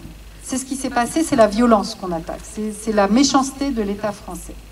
Et celui qui a tenu cette théorie, c'est un des responsables de ce groupuscule qui s'appelait Pierre Riffel de Breitenbach, dont le père Riffel avait été Lordsleiter du village et arrêté en 1986. Les Loups Noirs vont être jugés et dans son procès, auquel on a accès, toutes ces archives sont totalement accessibles à Colmar, il explique que s'il a fait tout ça, c'est finalement parce que son père avait été interné au camp du Struthof, qu'il avait subi cette fameuse nuit du 27 janvier horrible, qu'il avait beaucoup souffert, et que lui, adolescent, Pierre Riffel, avait été mortifié de la manière dont son père avait été traité, ce qui est louable pour un fils, et que peu après, début février, il était venu de Breitenbach en ski, sur la neige, pour rendre visite à son père au Struthof et lui amener à manger. Et que là, lui, l'adolescent Pierre Riffel, avait été maltraité, lui aussi, par les gardiens français, et passé à tabac et laissé pour mort dans la neige. Il vient raconter cette histoire en 2018. Alors je suis assez furieuse parce que j'étais encore directrice et je ne l'ai pas su, je l'ai vu sur YouTube après. Il vient raconter cette histoire au Struthof, au CERD, devant la baraque musée, devant une caméra. Vous trouvez le truc sur YouTube, c'est hallucinant. Il le raconte en alsacien, c'est sous-titré. Donc il raconte son histoire. Voilà, moi, Pierre Riffel, je suis venu sauver mon pauvre père qui était pas bien au Struthof. Et ça, c'est dans le procès. Et à aucun moment, un juge ou un enquêteur a été vérifier cette information. Ça, je ne comprends pas pourquoi, parce que c'est quand même l'axe de sa défense qui est d'attendrir le juge en lui disant « j'ai accompli mon devoir de fils et c'est parce que j'ai été mortifié que j'ai brûlé la baraque ». Et donc quand j'ai repris cette histoire pour le livre, je me suis dit « bon, je vais vérifier déjà si le papa Riffel était dans le convoi du 27 janvier, parce qu'il faut quand même vérifier les choses ». Et puis ça me paraissait bizarre parce que j'ai beaucoup de témoignages sur le 27 janvier et à aucun moment son nom n'apparaît, alors qu'il est quand même le père du loup noir qui a détruit la baraque. Donc déjà c'est bizarre. Je le trouve pas, j'arrive pas à le trouver le 27 janvier. Je me dis bon, je vais élargir la recherche, je vais voir à quel moment il est arrivé au Struthof, au moins pour comprendre ce qui se passe, s'il a été témoin au moins du 27 janvier. Je trouve pas. Je trouve sa fiche, sur sa fiche je vois qu'il est bien passé à Schirmeck. Et je trouve toujours pas le Struthof, donc je commence à me dire, mais c'est quand même vraiment bizarre. Et puis en parlant avec un collègue historien, Romain Blandre, on continue les investigations, et là, il trouve le document qu'il nous fallait, qui est une lettre de Papa Riffel au préfet pour demander un droit de reconnaissance pour le fait qu'il a été interné, bon bref, et où il énumère tout son CV d'interné, et tous les endroits par lesquels il est passé, de Célestat à Schirmeck, en ne passant jamais par le Struthof. Et en donnant la date au moment du 27 janvier, il est clairement dans une autre prison. Il n'a jamais mis les pieds au Struthof. Donc la stupéfaction, ça veut dire que Pierre Riffel, non seulement a détruit la baraque, mais en plus il a menti éhontément pour essayer de se justifier, alors que ce qu'il avait fait était de toute façon injustifiable. Et en faisant gober ce truc à des juges, à des enquêteurs qui n'ont pas pensé que c'était une autre motivation qui avait pu le pousser. Et sa motivation, elle est une forme de négationnisme aussi, c'est-à-dire de réécriture de l'histoire à la faveur d'une idéologie qui est quand même tout à fait nauséabonde. Donc voilà ce cas de Pierre Riffel. Et on trouve encore sur Internet des propos, ou même dans la littérature, dans la bibliographie, des auteurs alsaciens très anti-français qui portent ce genre de propos et qui continuent à présenter les faits sous cet angle-là.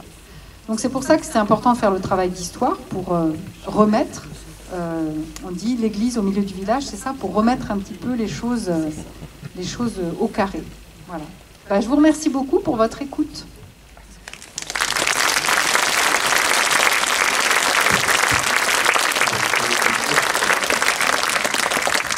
Est-ce que vous m'entendez bien avec ce micro? Ça va? Parce qu'on a un tout petit problème technique dans la mesure où il y a une soirée importante à côté. Le trèfle a mobilisé tous ses micros parce qu'il y a la première d'un film à côté. Donc j'ai un micro qui a parfois des difficultés. Donc d'abord, grand merci à toi Frédéric. Comme d'habitude, ce fut passionnant. On apprend toujours de nouvelles choses. J'ai lu ton livre, pourtant en t'écoutant, j'ai appris de nouvelles choses. Je t'ai écouté samedi dernier où il y a été 15 jours au Struthof et j'ai encore appris des choses. On apprend tous les soirs.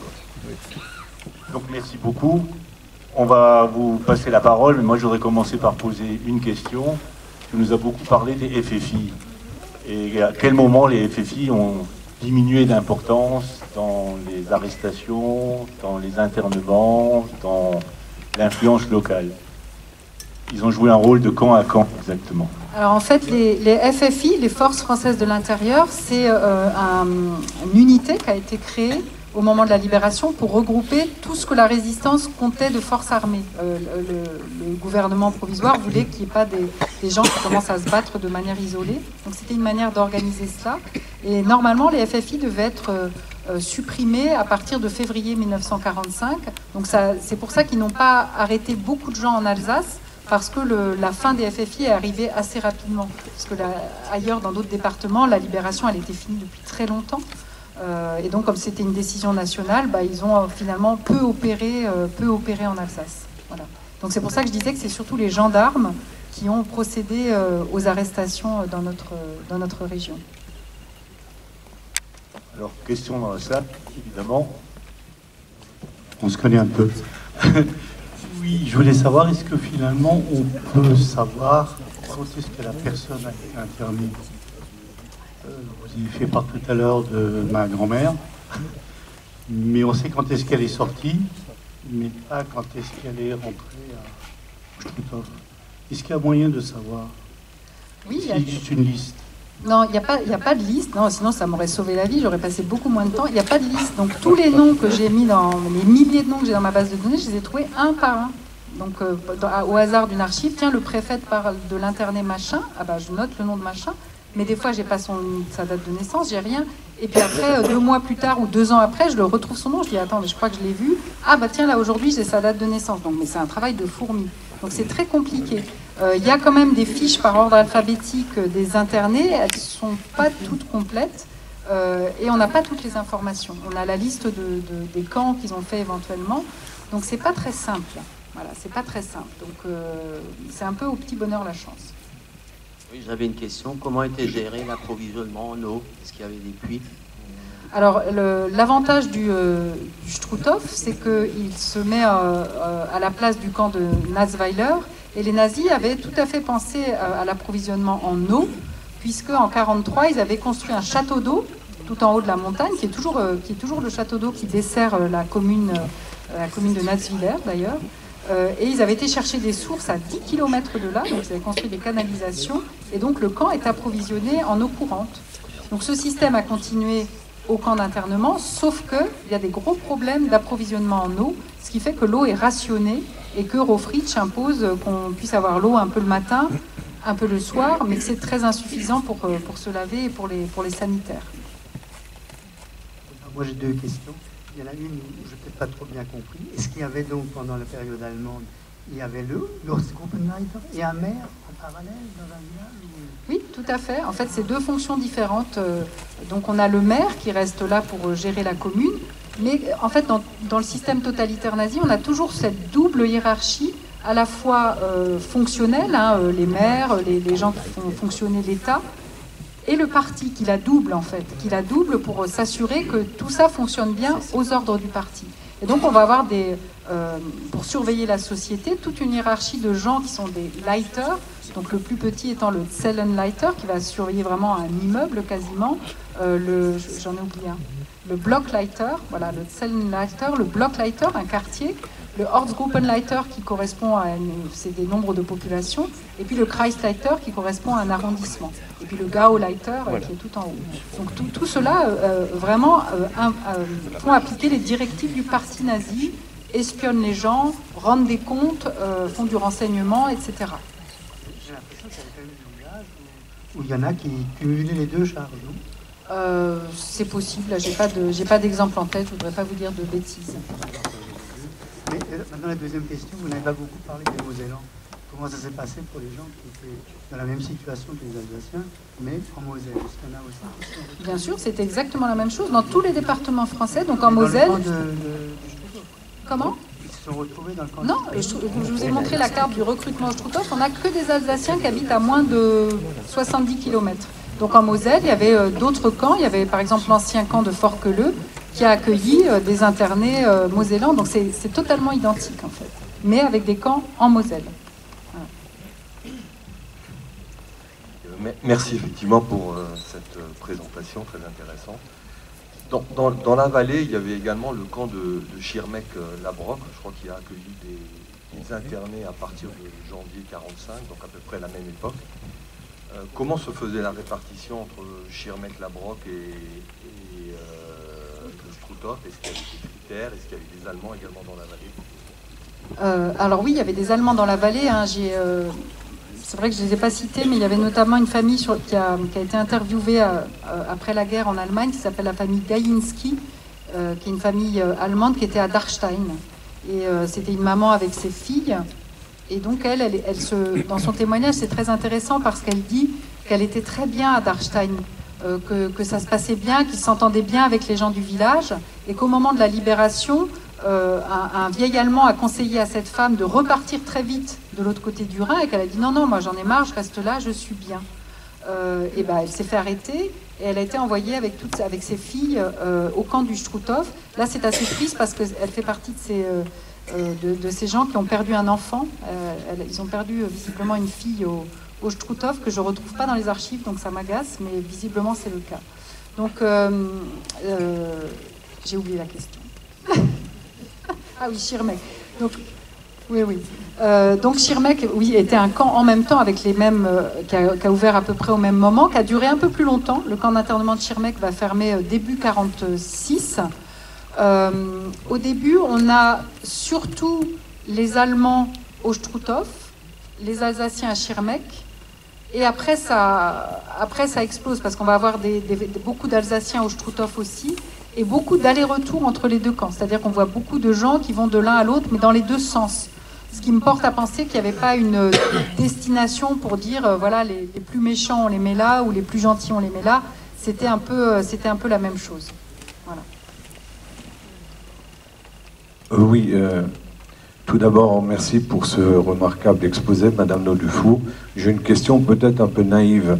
Les premiers internés qui sont arrivés, les conditions de logement, c'est exactement les mêmes que celles des déportés, ou y a-t-il eu un peu d'amélioration, si je puis dire? Non, alors j'ai pas d'informations précises, mais de toute évidence, c'est exactement les mêmes que celles des déportés. Tout simplement pour une raison très simple, c'est que le camp il est réutilisé très vite, et qu'entre-temps il n'a pas pu être amélioré parce que c'est la guerre, parce qu'il n'y a pas de moyens, parce que pendant des mois et des mois, Rofritsch écrit ne serait-ce que pour demander des chaussures pour ses gardiens ou des uniformes, et il ne reçoit le tissu pour les uniformes qu'en septembre 1944, au moment où le camp va fermer quasiment. Donc il n'y a rien.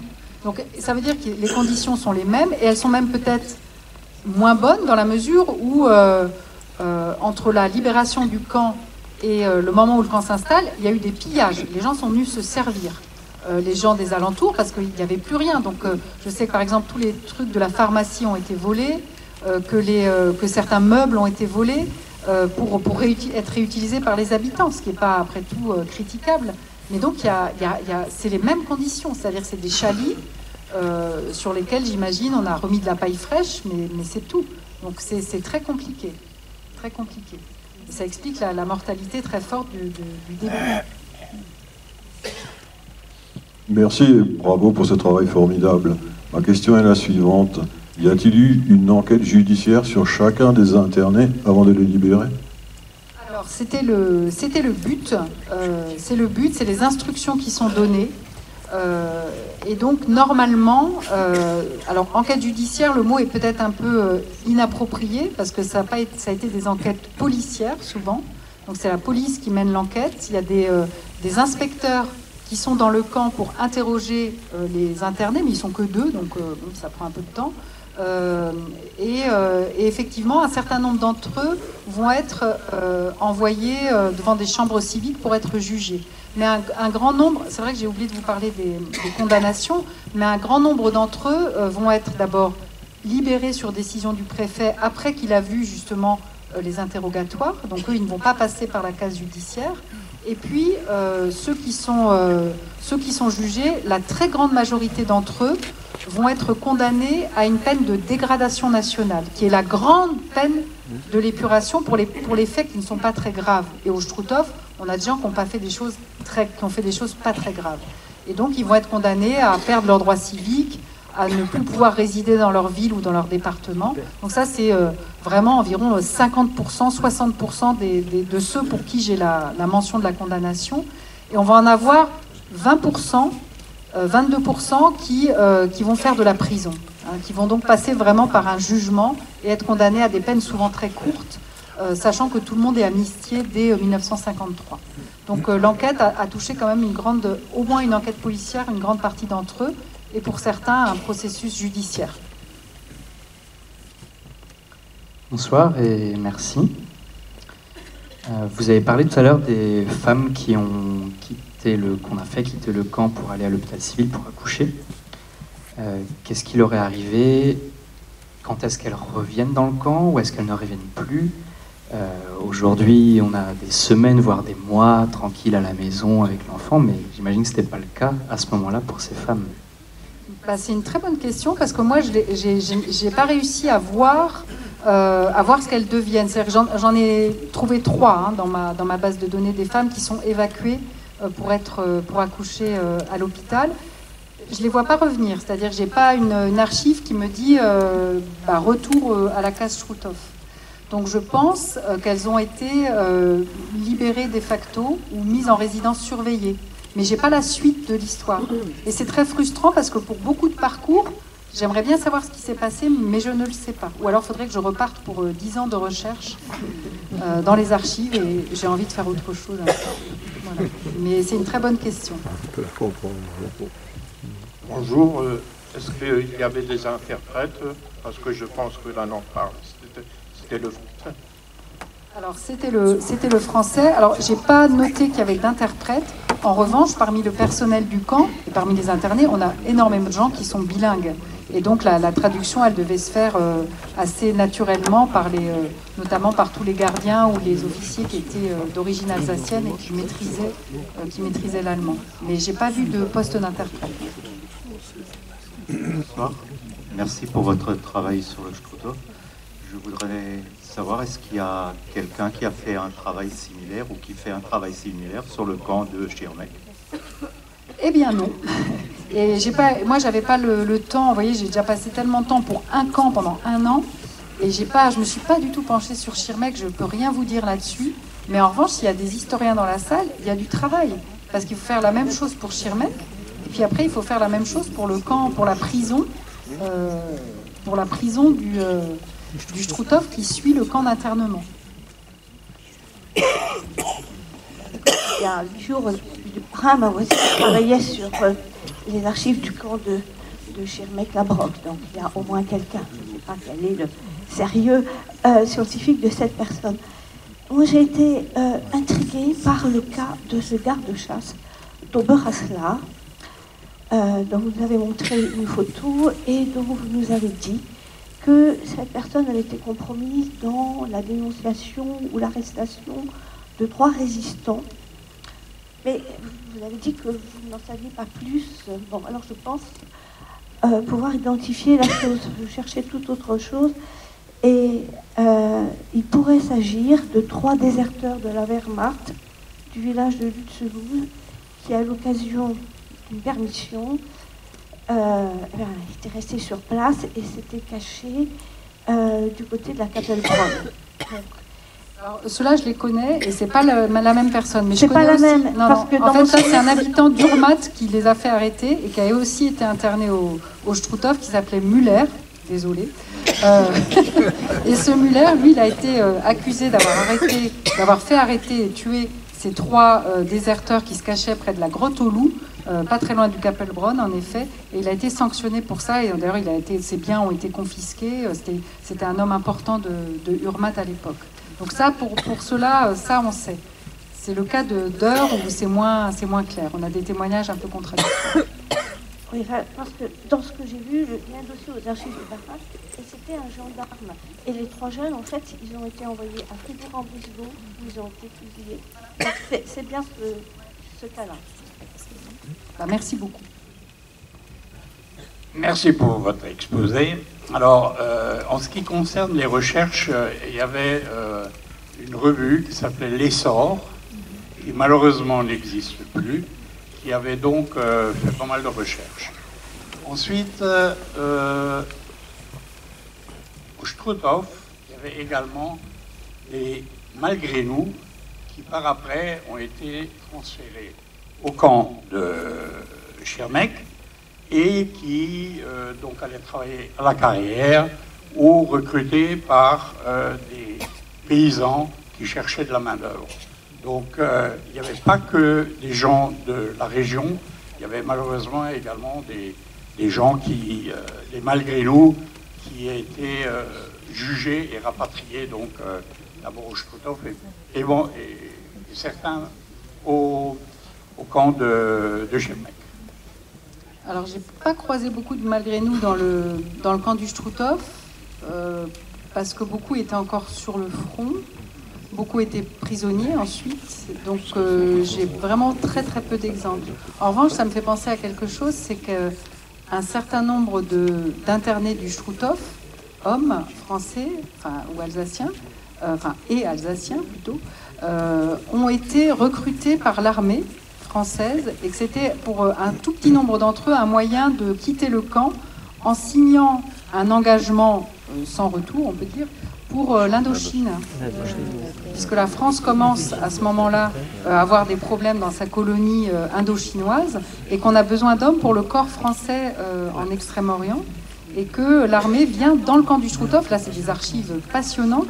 J'ai trouvé ça aux archives militaires à Vincennes, où on voit qu'ils viennent démarcher les gens en leur promettant la liberté, en allant servir en Indochine, dans un bataillon qui est le Bilhomme et qui n'aura, où ils vont en fait n'avoir aucun droit, aucun grade, aucune reconnaissance s'ils meurent au front. Et où en gros ils vont servir pour se battre et mourir le cas échéant. Et donc le recrutement est très intéressant parce qu'ils recrutent à peu près n'importe qui. Parce que même des personnes qui ont des problèmes physiques vraiment, par exemple il y en a un, il lui manque un œil, et il est quand même pris pour aller dans ce bataillon d'Indochine. Donc c'est un militaire qui ne voit que d'un œil. Et le cas qui m'a le plus choqué, c'est qu'il y en a un dans l'analyse, parce qu'ils ont leur analyse physique, psychologique, il y en a un, il est marqué psychopathe. Ah ben il est pris. Donc voilà, ça concerne 10 personnes, mais ça a été le cas dans d'autres camps d'internement où des gens ont été exfiltrés pour les besoins de l'armée. Donc désolé, je ne sais pas où est le colonel Bourgard, mais voilà, on a un cas un peu particulier. Monsieur le maire. Oui, j'avais deux petites questions. La naïve. Ouais, il y a un attentat. Ça marche?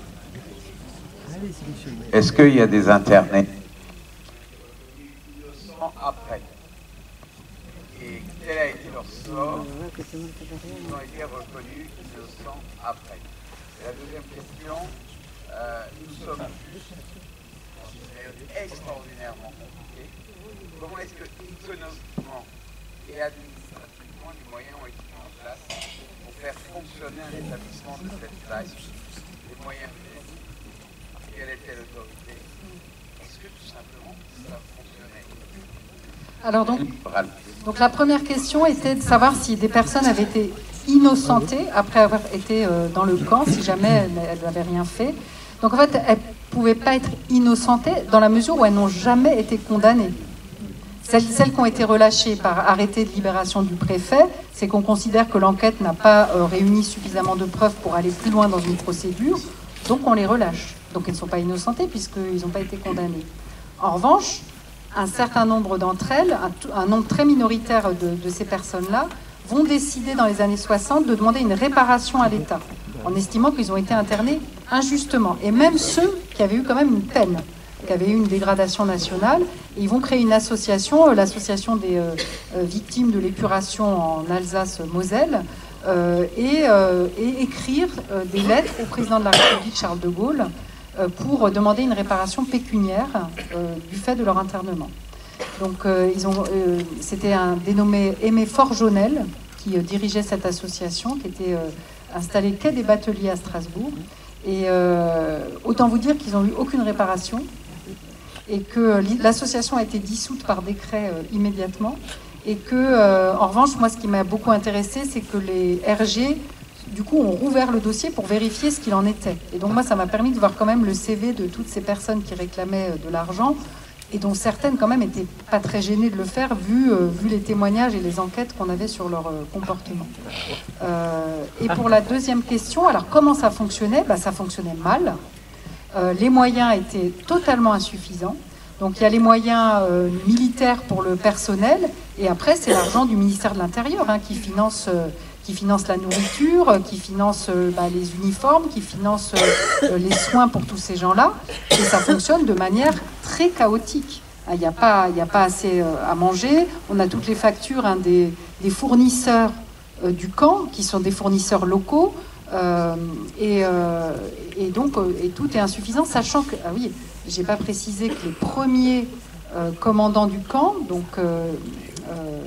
Rivière et peut-être Sibylle, ont bénéficié de la ligne de compte, mais c'est complètement dingue, des SS de Natzweiler. C'est-à-dire ils avaient accès à l'argent qui restait sur le compte du camp de concentration. Et cet argent, il restait des sommes colossales, a disparu. Il n'a pas servi au camp, il a disparu. Voilà. Au moment du premier et du deuxième commandant du camp.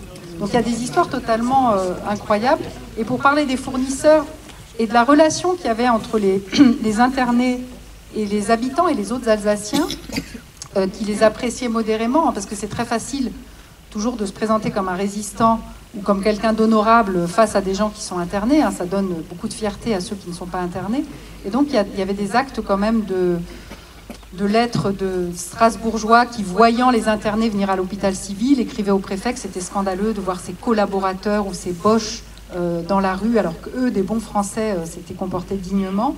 Et de la même façon, on a le fournisseur de pain, j'ai plus le nom de la boulangerie en tête, mais qui fournit le pain à Strasbourg. Il y a une lettre du préfet qui vraiment proteste parce que ce pain est souvent décoré de croix gammées qui sont faites dans la croûte avant la cuisson, et même d'une fois d'une serviette hygiénique cachée dans le pain.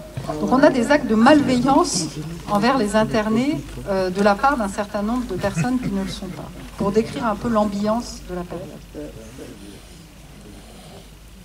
Plus de questions? Moi j'en aurais encore une. Oui, il y a un monsieur.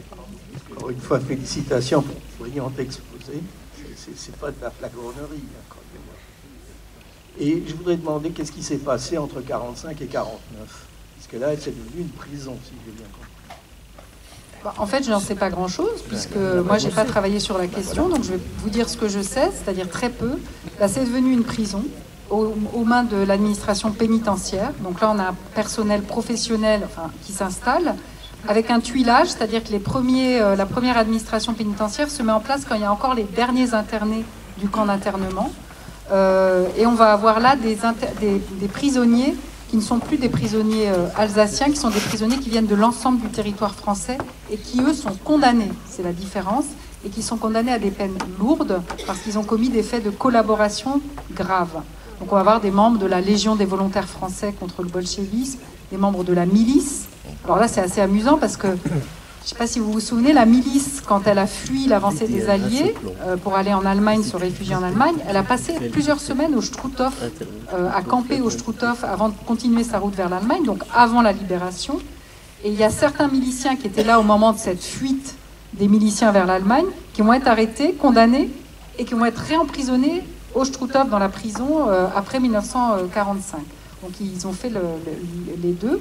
Et donc on a ce genre de personnes. J'en avais interviewé une à l'époque. Et donc c'est des gens qui après se sont engagés, enfin celui que j'avais interviewé, très clairement il était parmi les fondateurs du Front National.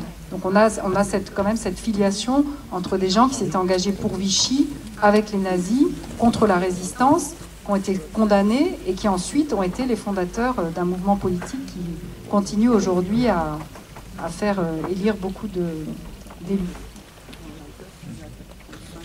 Moi j'avais encore une question qui concerne la collaboration horizontale. Dans l'imaginaire français, elle est souvent associée à des images horribles de tombes de femmes, mais particulièrement dans le dernier film qui passe actuellement, de Lee Miller, où on voit les femmes de Chartres. Il y a un monsieur qui m'a écrit un mail en début de semaine disant qu'il y aurait eu un épisode analogue dans le secteur de Molsheim, peut-être même à Molsheim. Est-ce que tu as connaissance de ce type de choses ou est-ce que c'est une pratique qui n'était pas du tout le cas chez nous? Alors il y a eu quand même beaucoup de cas, j'ai plus le chiffre en tête, mais plusieurs dizaines de milliers de femmes tondues à la libération pour en effet des faits de collaboration horizontale qui étaient surtout perpétrés par des résistants de la dernière heure et qui s'attaquaient aux plus faibles, comme toujours. Mais il semblerait quand même qu'en Alsace, il y a eu beaucoup moins ce genre de pratique. D'abord parce que, comme je le disais tout à l'heure, on a une épuration qui est moins violente et moins vindicative qu'ailleurs, pour les raisons que j'ai déjà dites. Et par conséquent, moi, j'ai pas connaissance, je suis pas forcément au courant de tout, mais j'ai pas connaissance de tels épisodes.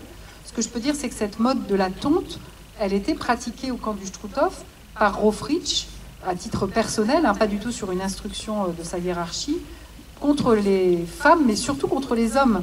Il y a aussi eu, d'ailleurs, à la Libération, des cas de tonte d'hommes, et lui, Rofritsch, je vous l'ai dit, il s'amuse à tondre les gens qui l'énervent, ou les femmes qui ont été faire la bamboche avec d'autres internés, ou avec le médecin-chef du camp, enfin voilà, parce qu'il y a sans cesse des histoires de ce genre-là. Donc on a les deux cas qui se présentent. Comme d'habitude, pour remercier Frédéric, 2 cadeaux, vos applaudissements d'abord, merci.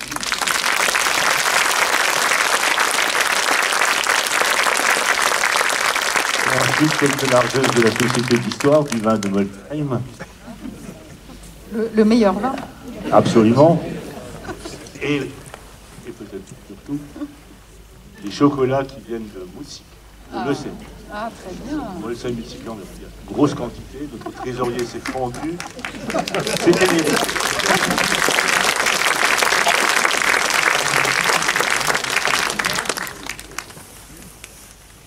Merci à tous pour votre attention. Merci, c'est une belle récompense pour moi. Et je vous souhaite une bonne soirée. Attends. Encore quelques informations avant de lever la séance. Le jeudi 15 mai aura lieu l'Assemblée Générale de la Société à 18h30 dans ces lieux mêmes, ici. À 20h aura lieu une conférence, ce sera la dernière de notre cycle actuel sur la Deuxième Guerre mondiale et la Libération, par François Orsat sur Louis Winterberger, son grand-père, aussi appelé le Zouave de Burch, qui raconte son aventure en tant qu'Alsacien soldat allemand puis français, et toute sa vie. C'est passionnant. Ensuite, nous allons basculer dans la guerre des paysans, puisque cette année, 1525, c'est le 500e anniversaire de la guerre des paysans. Il y a déjà dimanche prochain une manifestation à Altorf, où je vous invite à aller à partir de 11h jusqu'à 17h, avec un repas au sanglier, avec l'histoire racontée, avec de la musique. C'est organisé par les amis d'Altorf. Pour notre part, nous organisons le vendredi 6 juin une représentation du spectacle Les Rustots chantent et racontent la guerre des paysans. Ça a lieu à l'espace Saint-Joseph avec la troupe de Charlie Dame. Charlie Dame est l'auteur d'un livre remarquable qui s'appelle Le Royaume des Gueux, que je vous invite à lire. Et il viendra faire une conférence cet automne ici. Cette représentation à l'espace Saint-Joseph, le prix d'entrée est de 10 €. Et dans notre exceptionnelle générosité, les membres de la CHAM sont invités gratuitement, mari, femme et enfants. Le samedi 28 juin a lieu une marche de l'histoire et du patrimoine entre Altorf et Dorlisheim. Ce circuit de 8 km a pour point de départ l'ancienne abbatiale d'Altorf où a démarré la révolte. Cet événement est organisé en partenariat avec la Société d'Histoire et d'Archéologie de Molsheim et environ et le Club Vosgien. Et s'inscrit dans les commémorations de la guerre des paysans pilotées par l'association 1525. Le 12 septembre, il y a une inauguration de l'exposition temporaire Molsheim à l'époque de la guerre des paysans au musée de la Chartreuse. Et le 28 septembre aura lieu à Molsheim le congrès des historiens et passionnés d'histoire à l'hôtel de la Monnaie, en collaboration avec la Fédération des sociétés d'histoire et d'archéologie d'Alsace. Il y aura une conférence de Georges Bischoff sur Molsheim, Erasme Gerber, le leader des paysans, et la guerre des paysans. Ensuite, on basculera donc sur le trimestre consacré à la guerre des paysans. Il y aura d'abord une conférence de Grégory Oswald au mois de septembre qui nous racontera quelle était la situation de Molsheim au moment du début de la guerre des paysans.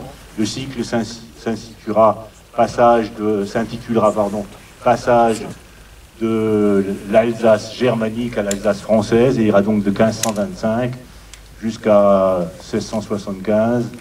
Il intégrera la guerre des paysans, la guerre de 30 ans, et aussi une conférence de Jean Bourcard sur les batailles de Turenne en Alsace. C'est M. Hacker, président de la Société de Saverne, qui viendra nous parler de la guerre de 30 ans. Charlie Dame nous parlera de la guerre des paysans. Donc voilà le programme pour le premier semestre. L'année prochaine, on hésite encore pour parler soit de l'entre-deux-guerres, soit du XVIIIe siècle. Vous voyez que les idées ne manquent pas. Si vous en avez, des suggestions, n'hésitez pas à me contacter. Maintenant, vous avez le droit d'aller boire une bière s'il y a un accès encore possible. Et vous pouvez remercier la Société d'Histoire et le trèfle en buvant une bière. Autre chose importante. Oui, mais je vais le dire. Je vais le dire.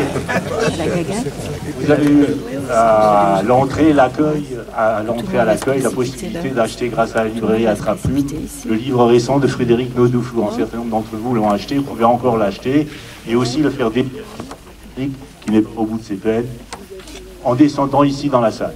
Merci et bon retour.